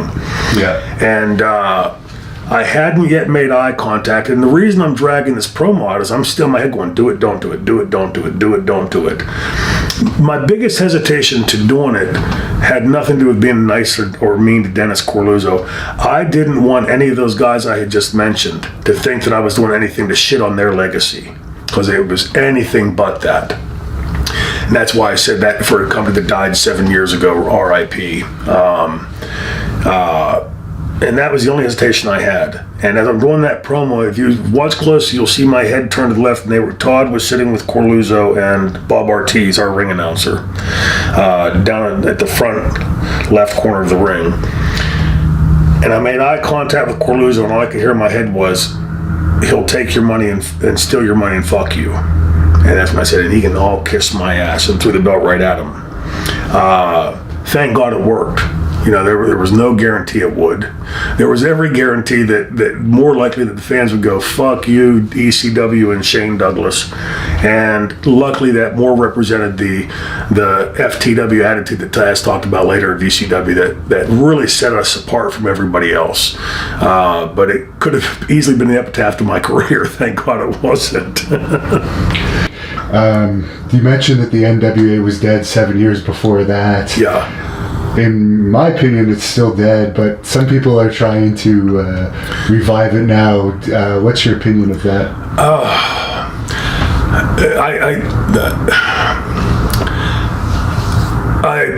To me, it's like you can't relive ECW. You can't bring ECW has been gone now for 18 years, 17 years, whatever it's been. I don't think, like my kids grew up watching wrestling. They don't know what the NWA is. Yeah, there are a lot of fans out there that still do, but all those fans that do remember it also know that it died a long time ago, and that there's been multiple attempts at reviving it, and none of them work. But with that said, I think our business is in a very precarious place right now. I happened to be in it, thankfully, at a time when it went to levels that nobody could have ever seen coming. 48 to 50 million people per week watching wrestling, and the television, and the WrestleManias, and all these huge pay-per-views, and it was just like a nirvana that a guy like Bruno Sammartino could never have imagined in 1969 or 1970. So to have seen and been in at that time, and then now seen it reduced to 2 to 3 million fans per week for all intents and purposes. My obvious question is, I know ratings are down everywhere, but are they down 96% everywhere? Like, as the NFL used to be drawing 150s in the ratings, now they're only drawing 7s and 8s. I mean, because the wrestling industry is so totally down, and then you take into the fact that 2 of those companies are no longer even around anymore. It's one company that should be drawing even better ratings than they were before. And then when you understand the product that we do, you can see clearly how far it's gotten away from wrestling and to what Vince would call sports entertainment. So with that said, I would hope that the latest attempt to revive the NWA would have, if not great success, some modicum of success. I hope TNA with their new backers, Canadian backers, would get hot. I hope the Ring of Honor would suddenly nail a rating. I'd hope 5 more companies would start up and get hot. I want to see the kids that are in the business today have the same opportunities that I had back then. If, at first when I broke in with the territories, I could get told no 25 times, I still had a chance. Now you get 1 no and you're done. Unless you want to go, dabble around in the business. And how do you build a star dabbling around in the business? So I want to see the business get back to where it's some semblance of that must-see television. It used to be on, Tuesday morning, everybody at school was talking about, hey, did you see what happened on Raw last night? Or did you see what happened on Nitro last night? And then you had the replays. So I would hope that they'd all get hot again. The business, as great as the places we had seen it go, I don't think anybody, Vince included, could imagine how much of that could be lost. So I agree. I think it's almost impossible to resurrect something. I don't know of any example where something in wrestling had been resurrected from that long ago. And they can't erase the title holders that have held the NWA title. You were probably one of the last really credible ones. Yeah. I'm not sure the lineages since then, but I have read some of the names, and there's nothing on them, even if you Google the names. So yeah, it's been a shame that what happened, because he had so many. I don't know each of the guys, and I don't want to disparage any of them, but there's been so many attempts, and every couple years we hear somebody else is going to resurrect the NWA, and the NWA is coming back. We all know the historic lineage of the NWA, and that will never be erased. All those legendary names. But to keep on saying Shane Douglas is going to buy it tomorrow, now Shane Douglas is NWA, and I'm going to rebuild it, and then after that it's yours, and then after that it's his, and after that it's hers. At some point you just have to say, let it go, and maybe try to build the next big thing. You know, when Eastern Championship Wrestling became Extreme Championship Wrestling, I'm sure there were a lot of wrestling pundits at that time saying, ECW, what the hell is that? Nobody's ever going to get behind that. You know, so there is something will become the next big thing. But I don't think it's going to be by resurrecting something from 2+ decades ago. Right when you were really hot in ECW, to say the least, you were the franchise, both literally and figuratively. You jumped to WWE. What was the process that led to you making that jump? There was a long, protracted courting of me, Pat Patterson and Jim Ross calling me. And I was happy in ECW. I wasn't happy teaching. Let me rephrase that. I love being in the classroom teaching the kids. I'm one of those dorks that just loves history and the Constitution and have spent my life learning it. And in a classroom teaching kids that want to learn, that's almost as equal a high as being in front of 20,000 fans screaming. It really is. I had one parent say to me one time, her daughter, she came to me at open house and she said, my daughter has always hated history class. She said, since she's had you, it's her favorite subject. You can't tell a teacher a better thing than that. And I used to get Christmas cards for about 20 years after that. I got Christmas cards from that girl every year. So I do miss that. I don't miss dealing with idiot superintendents that are more worried about kissing some jerk-ass parent their rear end as opposed to educating that child or those children. More afraid of lawsuits than educating. You can't, no success was ever built out of trying to just avoid something. Success is built out of forging forward and leading, and I saw very little of that in education. So I was as happy as I was in ECW. It still wasn't able to pay me the kind of money that this time I'm really coming into my peak years in the business. And I was making, between ECW and teaching, I was making good money, but I was killing myself to do it.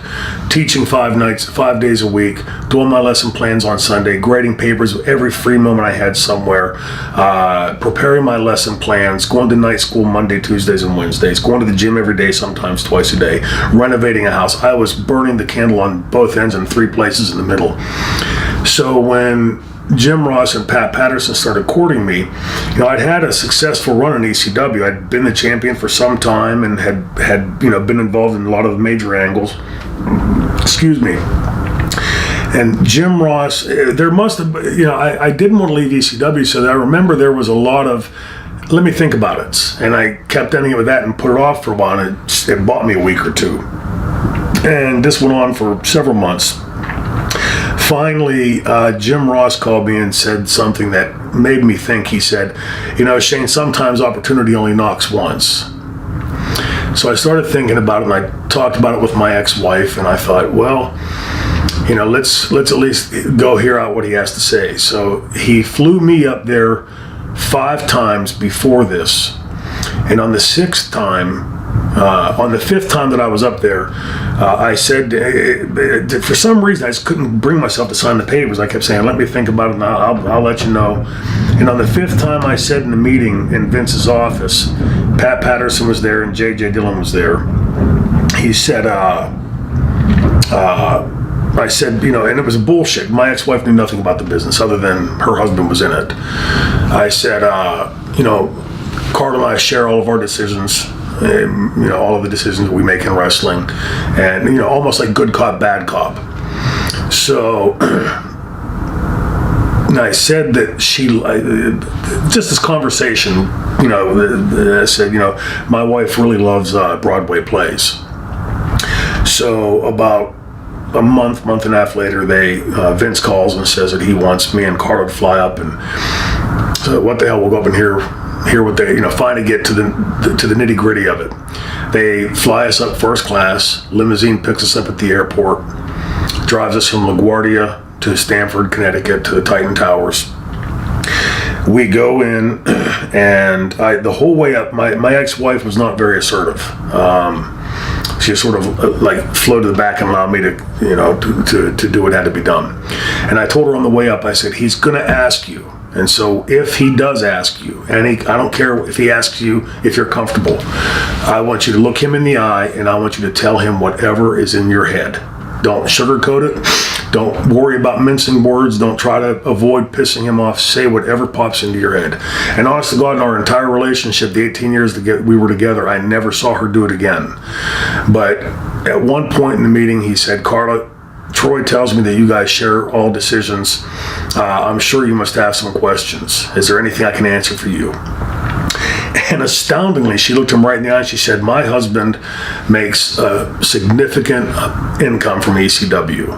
He makes, between that and teaching, he makes a good 6-figure income. He's at home.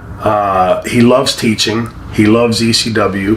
ECW, he's worked for you before. He's worked for WCW twice before. He's worked for the NWA and UWF. Nobody's ever utilized his talents like ECW has. And on top of all that, he's in bed with me 5 nights a week. What could you possibly offer my husband to walk away from all that? Without missing a beat, her hands were like this on the table. He leaned across and he patted her hand. He went, Carla, you have my word as a gentleman to make your husband a very wealthy man. And I jumped in on that. So I said, well, what are we talking about, Vince? Because I'm sure you and I have different definitions for the word wealthy. He said, well, we don't guarantee contracts here in the World Wrestling Federation, but I assure you it's not uncommon for somebody in the position we're going to put you in to make a minimum of $350,000 and $550,000 a year base salary. So I said, okay. So we finished out the meeting, went back. They put us up in the Plaza Hotel and right on what's the park in Central Park, New York, in a suite. It was $1,500 a night for the room, and we had tickets to the front row orchestra pit seats to see Miss Saigon that night. Really laid the red carpet out. A bottle of Cristal or Dom Perignon champagne in the room, a tray of exotic fruits dipped in chocolate and sprinkled with gold dust. It was really overdone, and really meant, I guess, for me to drop my guard. So when I left, I still didn't sign. I said there was just something in the back of my head that didn't feel right. So I left and I called Ricky Steamboat, Sherry Martel, Jake Roberts, Joe and Mike, the Road Warriors, Rick Rude, Perfect, Big Boss Man, everybody that I had known and was close with and had made, big money up there. And every single one of them told me the same thing. They said, that's what he told us and we got rich. So I dropped my guard. I was being paranoid. Dropped my guard and signed. And it wasn't 2 weeks into my run that I thought I made a fucking mistake. What did I sign here for? It was just a really, really bizarre time. I've often said, and I stand behind it, the worst 6 months of my entire 38 years in the business. I wouldn't do it again and wouldn't advocate doing it again. It was the shits. When they were courting you, were they telling you about this Dean Douglas gimmick, or did they only bring this up after you were signed? No, they. Where the Dean Douglas gimmick came from was they took me into a boardroom with a bunch of writers sitting down at the other end of the table, the long table. They made me take my shirt off. Now, all these women out there saying they were sexually harassed. Okay, I guess me too. Because they made me take my shirt off and I had to stand there and slowly turn in a circle and keep flexing for these guys as I turned in a circle. Very strange. And they're reading my resume. And of course, the thing that sticks out is I've been a teacher. I've got 2 master's equivalencies and was accepted to medical school. And so he's a pretty smart guy. So somebody said, well, let's make him the evil teacher. And they started kicking this idea around, and then somebody said, no, he's got to be collegiate. He's a professor. No, he's a, and they kept ramping it up, and then finally somebody said, he's a dean. And because of Shane Douglas, then somebody, you can just see the brain work here. His Dean, and another name with D is Dean Douglas, and the world's smartest man. And then they kept going like so far past the point. He's got a PhD. No, he's got 7 PhDs. He's the world's smartest man. It was just like watching an evil scientist at work. Like, let's see how crazy we can make this. It was just overkill. And the franchise character, to me, what made it work was that there was a connection between the things that Shane Douglas, the franchise, was saying, looking into that camera lens and talking to somebody at home. and making a point, shooting on Ric Flair, shooting on the WWF, shooting on Hulk Hogan, things that every fan was thinking that nobody had ever said was always taboo. So the franchise was really the first real shoot character after wrestling had gotten huge, and realism. And suddenly here he is, this cartoon character, and Powder Puff Baby Blue, and not allowed to use voice inflection, even though his promos were renowned for heat. The world's smartest man, 7 PhDs. He's smarter than everybody on the planet. Nobody tried that with Lenny Poffo. right, and then that I don't know if maybe they had a run. They Vince bought a great big truck full of baby blue out material or something. But remember, you had Louis Piccoli was in Powder Puff Baby Blue. Then the Body Donnas were in Powder Puff Baby Blue. Then they put me in Powder Puff Baby. I don't know if Vince thinks that Powder Puff Baby Blue strikes fear in the hearts of men or something, but it's sort of lacking something. And almost the biggest mistake, I sort of throw this in there for clarity on everything that I made in that whole deal, was I could not imagine anybody seeing Shane Douglas as anything other than the franchise by that point. In '96, I was really one of the hottest heels in the industry. And I went to Vince, and I had trademarked and copyrighted the franchise Shane Douglas, the Triple Threat. And I said to him, why not just let me be the franchise? That's what everybody knows and expects of me. That's what's comfortable for me. We can put a bunch new, of parameters to the character and add to it, but build on that base. And in lieu of that, I'll sign, because I knew that everybody said that if he didn't create it. And I said, in lieu of that, I will sign the copyrights over to you for the length of the contract. Thank God he said no, because had he not, when I left, I'd had to go back and been Joe Blow the plumber. It was thank God that Vince's narcissism led him to screw himself and keep me from screwing myself. Now, you ran into some issues with the Kliq. Yeah. We use Quebecer Pierre on our events in Canada where we run. He's our champion now. Yeah, but, great guy. I've heard you tell the story about him. Yeah, true story. Do you want to just talk about the difficulty that the Kliq was to deal with at that time? Well, understand that, two of the members of the Kliq, I had long relationships with. Scott Hall and Shawn Michaels were in WWF in 1990. Me, Shawn, Marty, and Dustin. Everybody called us the Four Amigos. Where you saw one of us, you saw all four of us. And we were inseparable. When they came to Pittsburgh, I would give them the key to my brother's house. My brother was a set designer in Hollywood. He had this big house up on the hill, and the fridge was always stocked, and several rooms. And I'd give him the key, and I'd go to my little apartment. I'd say, "Go, Hank, it's your home. Make yourself at home." And you do that for me. 5 years from now, 10 years from now, things turn around and I'm in a position you're coming in. You don't have to ask her. It's done. If you take care of me, that's just the way I am. So I didn't expect Shawn to become the shithead that he did. And the same thing with Scott was that when Johnny and I were together as the dudes, he always had money for pot. He always had money for pills, but he rarely had money for gas or rental car or hotel room. And Johnny would always say, just jump in with us. Same thing about with Shawn. You do that for me, allow me to buy my pot and my pills, and don't expect me to pay for the room and whatever else. I'm going to take care of you down the road. So I dropped my guard with both of those guys because I didn't expect there to be any issues. I just counted them as friends. Kevin and I, Nash, had known each other in '93 in WCW. I always got along fine with Kevin. Same thing with Hunter. Never had any issues with Hunter. And I didn't really know Sean Waltman. I'd seen him here and there and never had any real issues with him. And I remember one of the first, remember there was like a month and a half period where the Dean character was doing just vignettes from the studio. And one of the first shows that I did on the road was in Lansing, Michigan. Bill Watts was in booking at that time. And they called me and Scott Hall, Sean Waltman, Bob Backlund. They called us all to the first aid room in the arena, in the Lansing Arena. And it was a long, thin room. The gurney was turned sideways at the end, and then, a couple cabinets and stuff, like a first aid station. And Scott was sitting on the gurney, and he's sort of playing drums, and having a good old time. A big smile on his face. The rest of us come walking in, and Bill's standing there, and he's got a clipboard. And he goes, "Okay, guys, in the segment whatever tonight, Shane, it's going to be you versus Scott."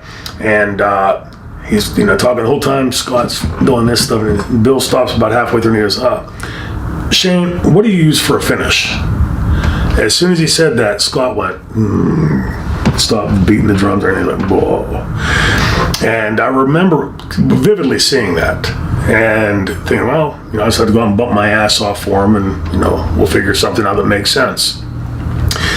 And, I had been around the business long enough to know and trained by the right people that if you start stuttering stepping me or lead-assing me, going up for a slam or whatever, you don't need to do it twice. I know as soon as you start doing what you're doing, and I'll just try to overcompensate. But in the long run of it, it's going to make the match look like shit. And, I would think that anybody like Vince or anybody that's been around the business for any length of time would be able to clearly watch a video. I could watch any video and go, this one or that one is causing it. You can clearly see it. And it was pulling teeth that night with Scott. And there was a lot of that up there, a lot of this, like this boo-boo face that like somebody had to do a job or whatever. And then there were like little comments. I remember one night Scott, I was being very careful with my punches and stuff. I did, in ECW we laid stuff in pretty solid, and I didn't want to get a reputation up there and bust somebody, hardway somebody or whatever, and all of a sudden, oh, he's the dangerous guy to work with.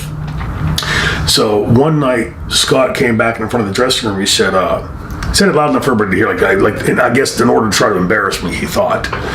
He said, "Dean, us WWF guys, we're every bit as tough as you ECW guys. You don't have to worry about pulling your shit, brother. With me, lay it in." Okay, got it. The next night, I went out and did exactly what we would do in ECW. I didn't stiff him. I didn't potato him. I snugged it like we would in ECW. Never once in ECW, whether it was Taz, Bam Bam Bigelow, or Francine or Bill McGillicuddy, not one time did I ever have anybody complain in ECW.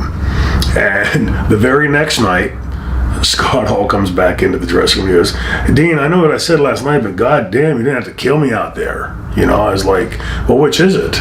Are you guys as tough as the ECW guys? Because that's how we did it in ECW. Or do you want me to just pull my shit and take it real? I can do either way.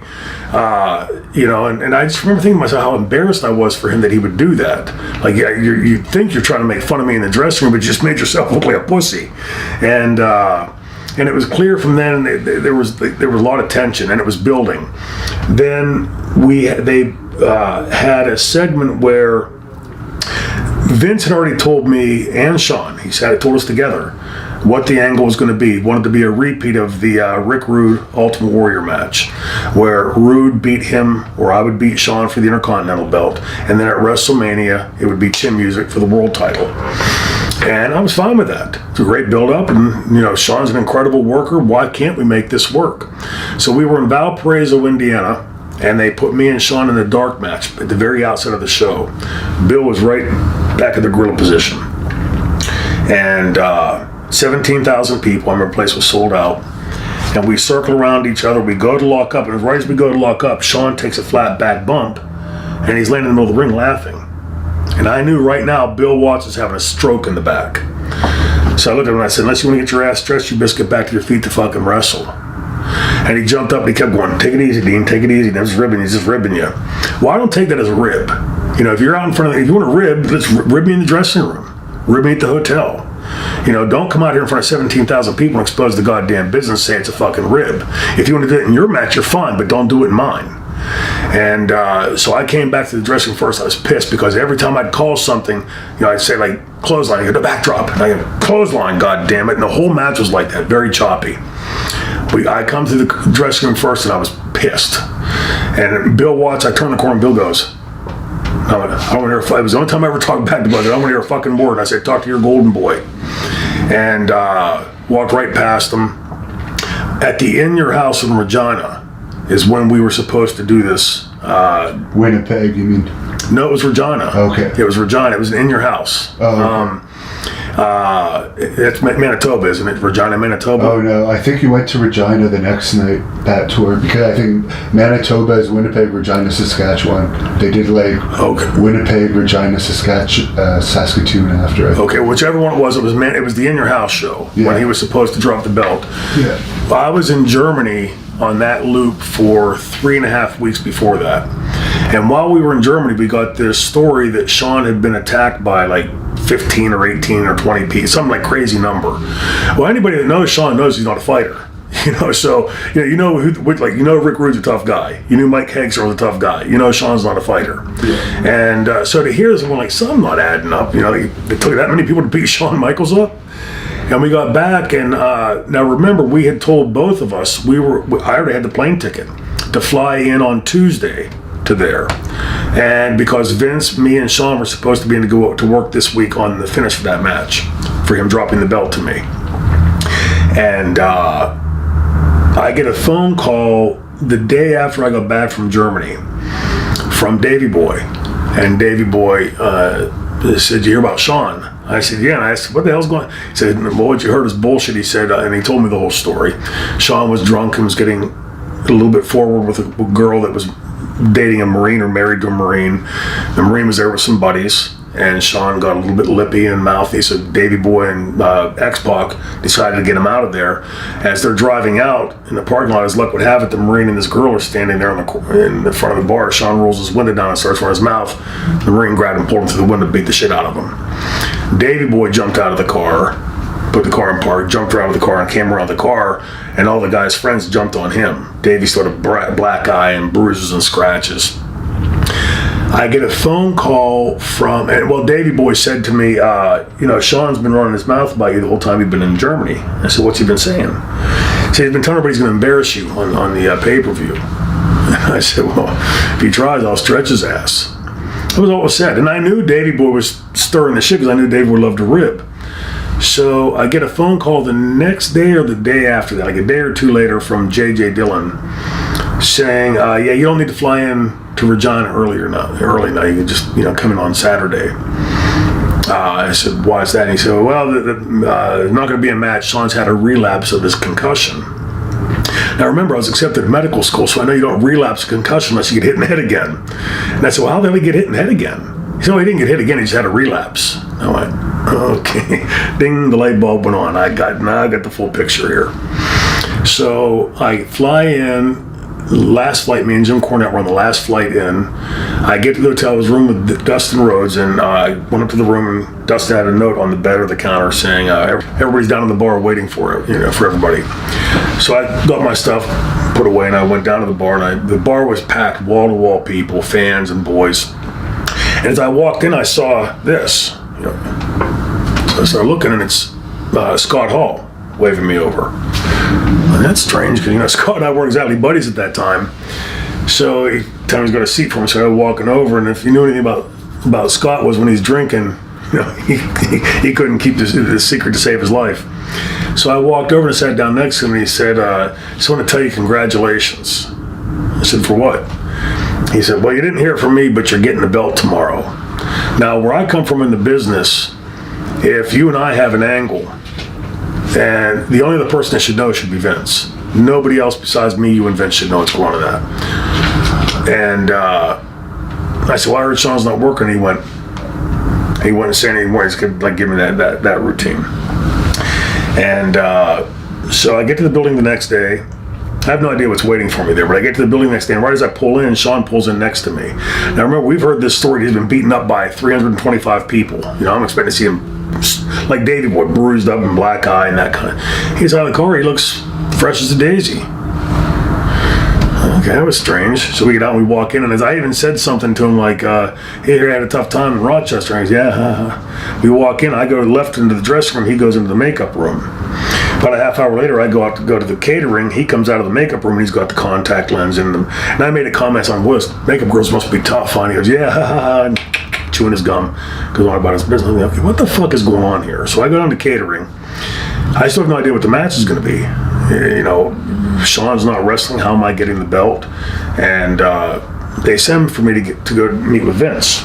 So I go into Vince's room. Vince always had, like in that case, whatever the local hockey team was, that was Vince's office. Only Vince could dress in the local hockey team's dressing room. But when I walked in, there were no other lights except the one security light in the locker room. So it's pitch black except for this one light over this table that Vince is sitting at. So I go walking in, and Vince starts laying out the bullshit. You've been a fantastic employee, and appreciate everything you've done here. You're so great at getting heat. He's going through the whole thing, and he starts telling me about how, unfortunately, before we even got to talking about the match, he said to me, we believe that the fans should always go home happy. And I said, well, that's where I would disagree with you. I said, I've seen firsthand in my career that a heel going over sometime with some heat forces those fans back next time. And he stuck to his guns and said, well, we understand, but that's how things run here. Like, it's an alternate universe, like physics fall up there. And so he starts to tell me what he has in mind, and he said, I'm sure you heard about Sean, and he's not going to be wrestling today, but so I want you to get out of the ring, and you cut one of those promos you do to get that heat that you're so so great at getting. And he said, then Sean's going to come down in his street clothes, he said, and forfeit the belt to you. And I went, oh, please don't do that, Vince. He said, why not? I said, my entire career since I've been old enough to understand what I've been watching, I've heard champions say, you'd have to pry this belt from my cold, dead hands. I'll spill blood, sweat, and tears, or it's like a little bump on that, then I'll stand it over to you. I said, if you want, have him come out and chin music me. He can pin me in the middle of the ring. That's fine. But don't do that. That's what we have to do. And now we've been sitting here talking for 45 minutes at this point. Back and forth, he and I sitting from here to the cameras away. Then he goes, then at that point he goes, you take that belt from Sean. And then at that point, he was like, so I'm staring at him, I'm like, what's he fucking doing with his hand? So I follow his hand down, and I keep going. And sitting over here in one of the lockers, in the shadows, is Scott Hall, who's been listening to this conversation the entire time. And I looked back at Vince and I thought, what kind of fucking game are you playing here, dude? Like, what's the big secret of hiding Scott? Like, do you expect me to say something bad about Scott? If I did that, I wouldn't back it up anyway, or try to say I didn't say it. It was just very strange to me. And he then said to me, whatever finish you want to do. So there's only one that makes any sense. Drop the belt. Otherwise, the fans are going to clearly see you were just taking it from babyface to babyface, which does Scott no good. It does Sean no good. It certainly does me no good. And so I suggested the finish where he pins me. I slide my leg under the bottom rope, and which should have broken the count. It gives me something as a heel to fire back on heat from. Here's my point, legitimate point. And he said, great, we'll do that. But if you go back and watch the commentary, nobody ever comments on that. The camera never cues in on it. It's just typical political bullshit from WWF. The Kliq thing, and like the story you said about Quebec or Pierre. Pierre. Jean Pierre. I guess. Jean Pierre. Yeah. Is that story is 100% true. Everything I said, and I've said that, told the story for years. I argue with anybody say they've heard version A, version B, version C. I remember it as vividly as if it was yesterday. His career never recovered from that, actually. Exactly, and he had done the right thing. He had brought the house up, and had they done a hot finish there with Kevin with that title, it would have probably doubled the house the next time. Instead, the Kliq wanted to get their way and got it, and screwed him, screwed his family, and did nothing for Montreal. So, Vince, who did you really help? So you left WWE shortly after that. You went back to ECW, and there ended up being numerous pay issues as time went on in ECW. Not immediately. When I first went back, it was almost like Paul was like giving me a receipt. Like, okay, you left, now we're going to make you earn your spot back. And I was fine with that. I didn't want to, nor should I have been able to walk right back into a top spot. But and it also was less pressure for me. Didn't have to worry about worrying if the house was packed. That's Ravens or somebody else's concern now. But Paul, for a long time, wouldn't even talk to me. Give me like the cold shoulder, like in middle school. And I had a lot of fun when I first went back. I was thrilled to be back home, first of all. And coming back in as a heel, it allowed me to play up off the heat for leaving to go to WWF. So it was easy. The first thing that I did when I got back, though, was I was at the Lost Battalion Hall in Queens. They had the show, and I wasn't on it. I just was there, like, watching. And afterwards, we're doing promos. And Francine and the Pitbulls got up, and Franny was wearing the leather bondage like outfits, and she looked so uncomfortable on camera. Her voice was wavering, and she's shaking. And so I pulled her aside. I'd never met Fran. It was the first time I met Francine. She wasn't there when I'd left. And I took her and walked her over to the corner, and I said, why are you so nervous? And she's, I'm giving her pointers. And I said, look into the camera, just feel it on. You're talking to friends. Are you like everybody? Is there anybody in the room that makes you uncomfortable? No. So, well, you're talking to us. Just talk to me, and I gave her pointers, and Paul saw that. Paul saw me giving her those pointers and instantly came up with this idea of putting the two of us together. And that's where the Francine the Francine Shane Douglas connection came from when I came back. And it was so perfect because it validated the thing that Vince or Paul had originally told me, the captain of the quarterback of the team, the captain of the football team that steals everybody's girlfriend. And Franny, who was really pretty new to the business, really took to it like a fish to water. She really did pick it up quickly. But remember, though, she was stepping in at a point with somebody that had really been around the business, had been taught from some of the best: Bill Watts, Dusty Rhodes, Eddie Gilbert, Paul Heyman, Dominic Denucci, Bruno Sammartino. And suddenly she's here and on a night-to-night basis getting hours of talks about why you do it this, don't do that, turn this way, not that way, and explaining the psychology to her. So Franny really picked it up quickly and did great with it. If you look at that very first time when she turns and she takes the thing off, she still looks uncomfortable, like not quite in her element. But then you go back and see her doing things later, like when she walked across the ring and dropped down and slinked across the ring and slid up my leg to kiss the belt. Perfect Francine. I mean, you couldn't have scripted it better than that. I didn't tell her to do that. That was her. And it was so perfect for that. And what we couldn't do is Paul didn't want us to let anybody know that it was work. I was married. Franny and I were always just professionals. There was never anything other than a professional relationship there. But she I'd made her stay in the room with me because if she stayed with Beulah, then everybody would know why, and she was Shane. And it worked to the point where Taz later, like after about a year and a half, Taz and Perry and a couple of guys pulled me aside and, said, you're a fucking hypocrite. I said, well, okay, well, I'll bite. What makes me a hypocrite? Did you always talk about how much you love your wife, and every weekend you come out and you and Francine?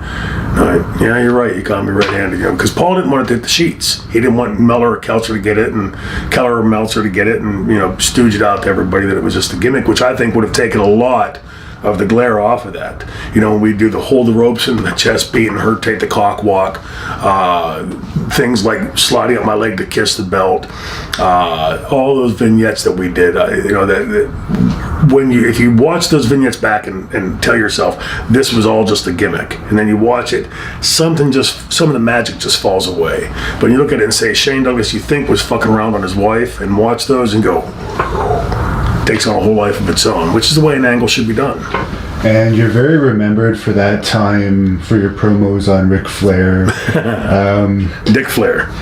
Yeah, how much of that was shoot, and when you went back to WCW in your last run there, did you ever have a confrontation with him? Yeah, not a confrontation, a meeting. What I said about Rick, I stand behind. I've seen that Rick, and I'll clarify in a second, he's gone out and said that I went up to him and said that it was all a work. No. What I told you, Rick, was that it became a work after about the second year. I kept going to Paul and saying, please give me something else to talk about. The reason I started shooting on Rick in the first place, and it backfired, was that outside of Charlotte, his home, and Chicago, Philadelphia was probably his third most over town. They loved and adored Ric Flair in Philadelphia. Well, we were getting a mixture of responses. Franny was getting, she's a pretty good looking girl. Bam Bam was getting that sort of applause. Candido was getting that sort of golf applause and we couldn't get that real solid "fuck you" guys that we were looking for. And so I thought, well, if I go out in Philadelphia where they love and adore Ric Flair and start shitting on Ric Flair, it'll put heat on me.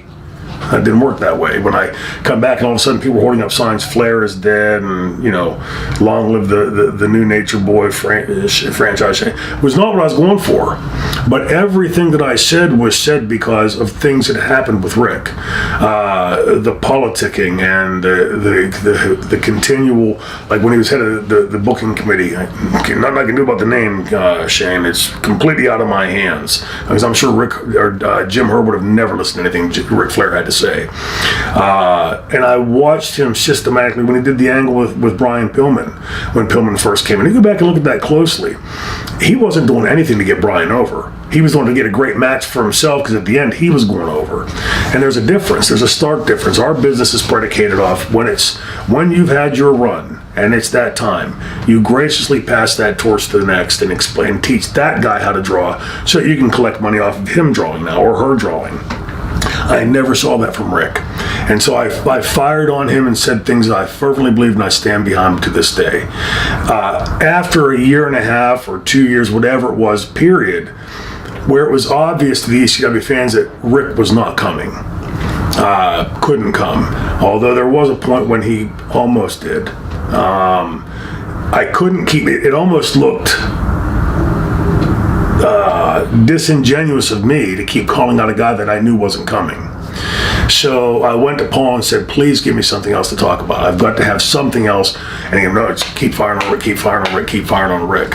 And I didn't want to, not out of any love or care for Rick. I needed something more to talk about, something new.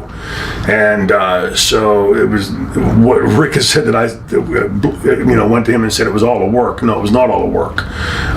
It became a work at a point after it had run its course, and it was time for me to say something else. But what the fans don't know, and I've talked about this before, was that right around the time that Arn Anderson came in, there were discussions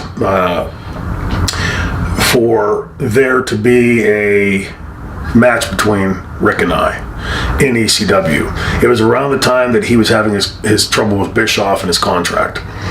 And Arn told Paul that Rick said he'll come in, one time, put Shane over, but he needs it was like $150,000, I think, or $100,000, some six-figure number, which was like $100 million to us. We couldn't afford that. And I knew that Arn kept asking questions of like, what guarantees does Rick have that Shane won't, shoot on him or whatever? And I said, look, come on. I mean, if I'm gonna, if we're gonna fight, I'll fight him in the back. So I suggested to Paul and Arn to offer him a 3-match deal where I would lose to him first in Charlotte. Pretty gracious for the young franchise to go in his backyard and get pinned. He comes to Pittsburgh, loses to me. Now we come to Philadelphia and do a pay-per-view. And, so I'm as much as I can giving it up first. And if that, someone like Rick would clearly understand what that meant. And it would have been a lot more money than $100,000 too, because it was going to be something like 10% of the pay-per-view and the live gate, which I think had we done that, we could have sold out the Spectrum. Right after that, I forget how long it was, but there was still a point where they were having trouble with his contract, and it was going to happen, and all of a sudden he re-signed and stayed, and that killed the idea forever. But when I went back to WCW, Bischoff was very gracious. I'd been pretty outspoken against both WWF and WCW. And Bischoff, he could have called me and said, like Vince did. Vince offered me $115,000. So I told Vince. And Bischoff called, actually Dusty Rhodes called me and said, back to Tenay, before Dusty. Tenay called me and said, did you hear my show last night? Dusty was on, and he really put you over on the show. Now, Dusty and I had some heat. So I went back and listened, and he said, Shane Douglas is the Ric Flair of his generation. So I called Dusty to thank him. And I said, I know there's been some heat between us, Dusty, and I'd said some things. I said, but what you said last night, I really appreciate that. Thank you.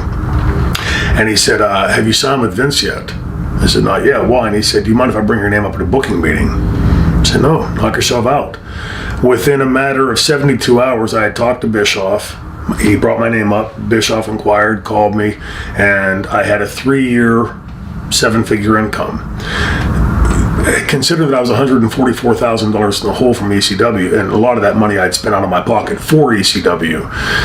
That saved my financial life. And I was thankful to Bischoff and WCW for it. And Bischoff knew that there was draw between me and Ric Flair. Every wrestling fan knew there was legitimate heat. So I signed and went, and the first, I took my wife, because I know I was going to be busy for 3 years, I took her on like a 2-week cruise. We came back into Florida, and instead of flying home, I put us up in the, we just jumped around Florida for a couple days. They were going to be in Jacksonville that Monday. So we ended up in Jacksonville. I left Carl at the hotel because I figured I had some politics to take care of, and I had to talk to Rick. So I walk into the building. If you've ever been to the Jacksonville arena, there's, they've got the big regular garage door, and then there's a door about this wide and a hallway about this wide where you have to walk past almost like a bank teller, to get through this hallway, and you gotta sort of turn sideways and squeeze through. Well, I get in, everybody's walking around the backstage area, and, Sandman was there at the time, Peaches was there, Mikey Whipwreck was there, and plus, a lot of guys I'd known like Hugh Morris and Sting and Steiner and Rude. And so all these guys are coming by, and I'm saying hello to everybody. Nobody said anything. I felt Ric Flair walking behind me. And before I even turned around, I went, Rick, how are you? And sure enough, he's standing right there behind me. And he goes, how are you, sir? And puts his hand out, and I shook his hand. And he went to walk away, and I didn't let go of his hand. I pulled him back. I said, I really think you and I should talk, don't you, Rick? And I wanted to say that in front of everybody to put him on the spot. Otherwise, he'd just say, nah, fuck you. And he looked around, and he said, yeah, give me like 15, 20 minutes to settle in. So I went down to catering, and intentionally took like 45 minutes because I wanted to give him time to think about it. So I went back up and I knocked on the door. He said, come on in. I opened the door, and he was sitting there in his undertights. He had one boot on and laced, and the other one he was lacing. He jumped up holding the laces, and he came over. He said, I just want to start by saying I'm sorry. Because we had both said some pretty stiff things about each other. And I said, I'm not going to accept that, Rick. I said, because I know it's not genuine. I said, but I'm not going to apologize to you because you would know it's not genuine. I said, but that's exactly why I think this can work. And I said, so I'm looking in the eye and I'm going to ask you, as a man and as a professional, are you going to do everything you can to uphold this angle? Because I really believe it could help turn WCW back in #1. And he agreed, and he said, yes, sir, yes, I do. That was exactly what he said to me. I said, I'm going to hold you to that. Afterwards, I found out from people in the office that almost from that day forward, he went to work politicking. And so when the ultimate match finally came up, after I did all these things, them jumping him and doing all these screws and really making him a babyface, the reason, if you look back at the match, David Flair was involved, Vince Russo was involved. There was all this people, the dog and pony shit show running in. Was Vince Russo booking at that time? Yeah, him and Bischoff. They were doing the co-booking thing. Oh, okay.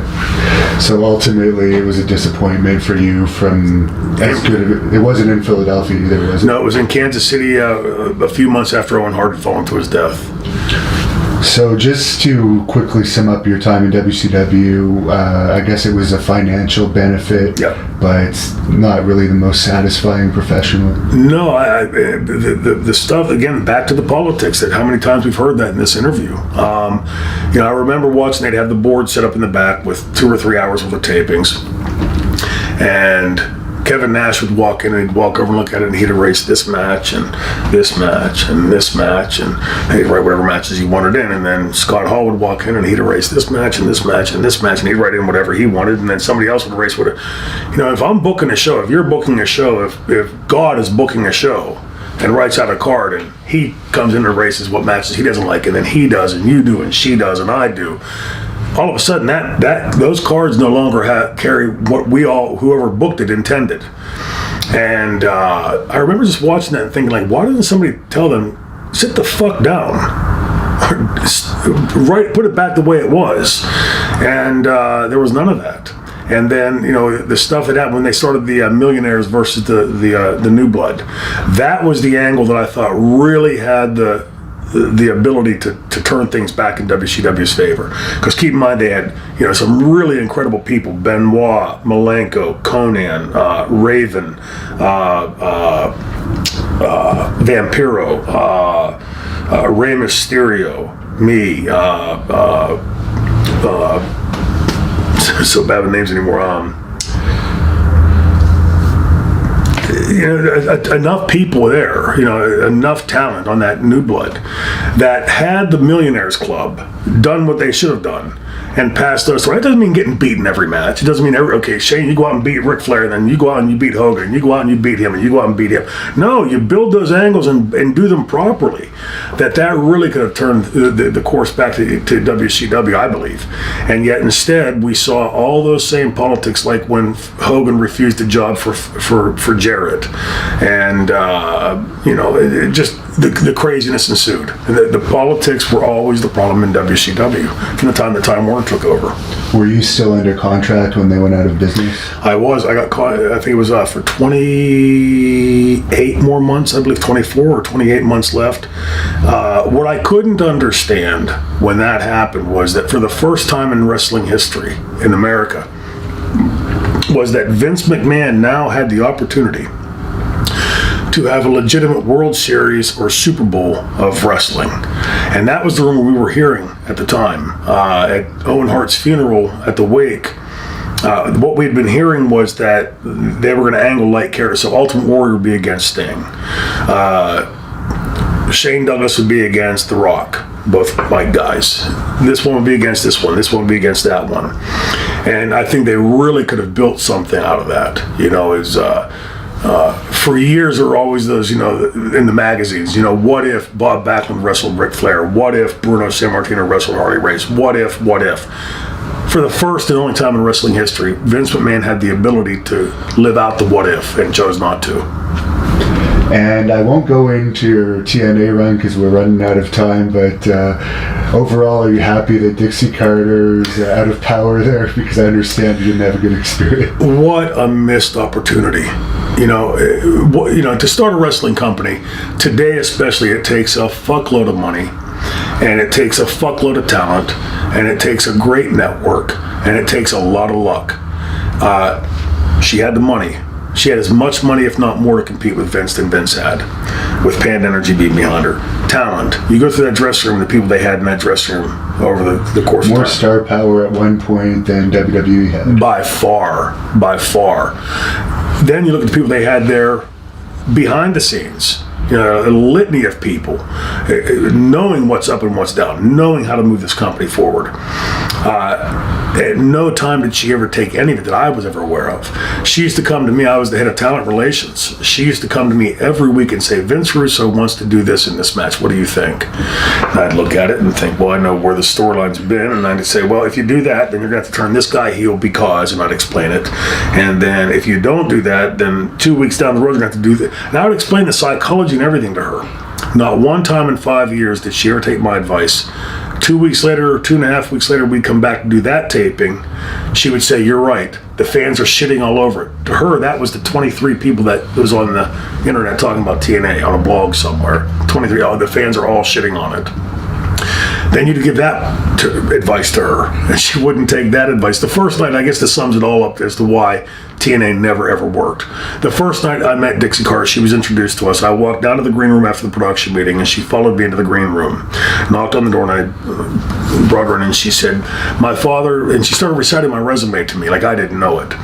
And she said, my father's very impressed by what you've accomplished in your career, and he's happy to have you here, and he wants me to ask you for one, if he wanted to ask you for one piece of advice as he's about to start on this, what would be the most important thing you could tell my father? I went, one piece of it, Dick says, I could give you a million pieces of advice. And we started just sitting there talking and bullshitting for a few minutes as I'm thinking in the back of my head, what one piece of advice, one piece?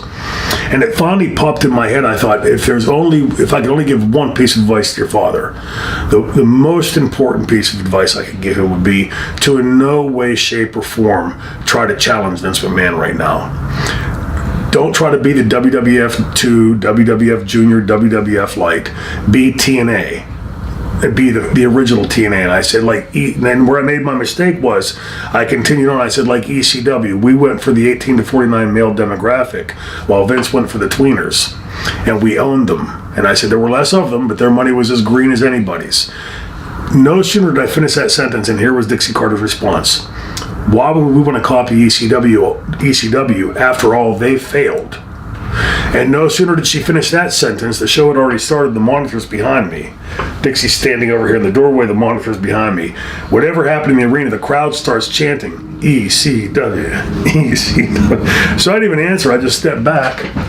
I looked at the monitor, and I looked back at Dixie. I looked back at the monitor, and I looked back at Dixie, and went right over her head. How could you be in professional wrestling and believe that ECW was a failure?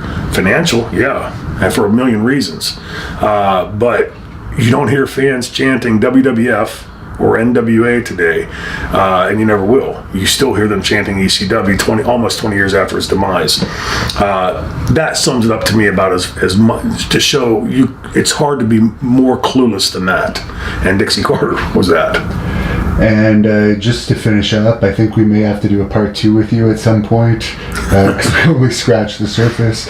But you now have a podcast, the 3-Man Power Trip. How can people listen to that? Well, we've been getting some really good feedback. I know for a period of, I think, 2 weeks, we were number 1 on Podomatic. It's taken us some time, and we continue to grow each week. It started off on one outlet, what's the word I'm looking for? There's all those phrases from one application to now on iHeart, Podomatic, Spotify, iTunes, and Google Play, and always adding more. But I think with the podcast, how many times, I was telling my manager on the way up here, how many wrestling stories are there to tell? If we want to talk about Monday Night Raw, we can tell 5, 10, 20 stories about Raw, and they're all going to be pretty much the same because we're all watching the same show. And so if you listen to Steve Austin's podcast talking about Raw, and then you listen to Taz's podcast talking about Raw, and then you listen to Chris Jericho on Westwood One talking about Raw, and then you listen to Colt Cabana talking about Raw. How many stories can you really hear, or different takes on a story can you hear about Raw before it starts to get, I've already heard this, I already heard that, And so to me, like what sets Taz's apart is that Taz talks a lot about sports on top of it. Jericho talks a lot about entertainment and music on top of it because his connection through Fozzy. Austin talks about entertainment in general, movies, and intersperses that, like pop culture, with his. And with ours, as hot of a topic as politics is in America today, and I think worldwide because of Trump, that it's a really unique place that you can go for wrestling fans. I've often found a lot of wrestling fans, so many people think wrestling fans are, well, they just like wrestling and not much else. And my experience over my career has been that I've met some damned intelligent wrestling fans and fans of, like any segment, wide variation of likes and dislikes. And I have a lot of people since the podcast coming up and saying, hey, I love the podcast, or hey, I disagree with you on this point, Shane, or hey, Shane, I think get your head up your ass on that point. But like I've often said in my career, talk good about me or talk bad about me. Muhammad Ali was so successful because half the crowd wanted to see him win and the other half wanted to see him get his ass kicked. But everybody had an opinion. In wrestling, I've tried to do the same thing with far less success than Muhammad Ali, but in politics, everybody has an opinion. You love it, you hate it, you love him or her, you hate him or her. Everybody has an opinion. So why be, Austin to Taz to Colt Cabana to or Jericho to? Let's be the Triple Threat podcast and be completely separate and different than anybody. And I believe you have a Twitter address. The Franchise SD, @ Franchise SD. The podcast can be accessed through the 2-Man Power Trip of Wrestling on iTunes. Just go to their site and then click down. It's 2 buttons. Click on that. Scroll down. First one comes up is Triple Threat Podcast. Click on it. we continue to grow it out, and started to look in discussions into talking to like CBS Radio, to iHeartRadio, to Westwood One Radio, and other outlets out there to possibly take it to a wider syndication around the country. When I talk about things in politics, so the fans understand, this isn't just Shane Douglas's opinion. I read the paper today, and I'm going to give you my opinion on something. I've gone through and done, first of all, spent my entire educational life learning this stuff from the time I was in 6th grade through my 2 master's equivalencies, and taught it for 7 years. Follow it, and when any topic that comes up, we get the itinerary for the week based on things the 3 of us, me and my co-host Chad and John Pozleski, that we we kick ideas. What do you think about this? And we finally craft what the itinerary will be. I go through and make sure I do hours of research on those political topics I'm going to talk about. This isn't just my opinion spewing off like current events in history class. It's well researched and not just my opinion. It's based off what I'm doing, finding my research. So I think the next big thing for the podcast is that we've been kicking around the ideas, and it's just a bit of engineering hurdles that have to be gotten over, is to have either call-in guests or guests that we bring on the show, be it Francine or Taz or Steve Austin, to get their input on these things as well. But we're always looking at ways to improve the podcast. And we're only going to episode 33, so it hasn't been around for a million years, and we've been stuck on one format. We've changed up. We have sporadically throughout the 33-week run, we've had individual topics per show. One was on the Gary Wolf broken neck angle. Another was on this just past episode 32 was on the Guilty as Charged 99 with angle with Taz, the epic angle and build up for that year with Taz. And we have a segment called AFA Ask Franchise Anything, where the fans can send in to, and make sure I get these right because they're a little bit hard, hashtag the 3 threat pod or the triple threat pod at gmail.com. The fans will send in their questions there, and John Paz will go through and he'll look and say, well, segment 3 we're going to be talking about Trump doing this, and here's a great question that relates to that, and he'll plug those in, so it sort of seamlessly flows together. It's been a lot of fun for me, and it's something that's obviously I'm very passionate about, and I think from the feedback I'm getting on Twitter and Facebook, there's a lot of fans out there that have the same type of connection to it, and a lot of people that really enjoy it. So we're going to keep crafting it and working on that and see how we can hunt it down to make it even better. Well, I'll wish you the best of luck with that, and again, I hope to maybe do a part 2 with you in the future. Love to. Thank you very much for talking to us. I'm a little bit verbose in my career, so we'll get to nail the rest out for you. Excellent.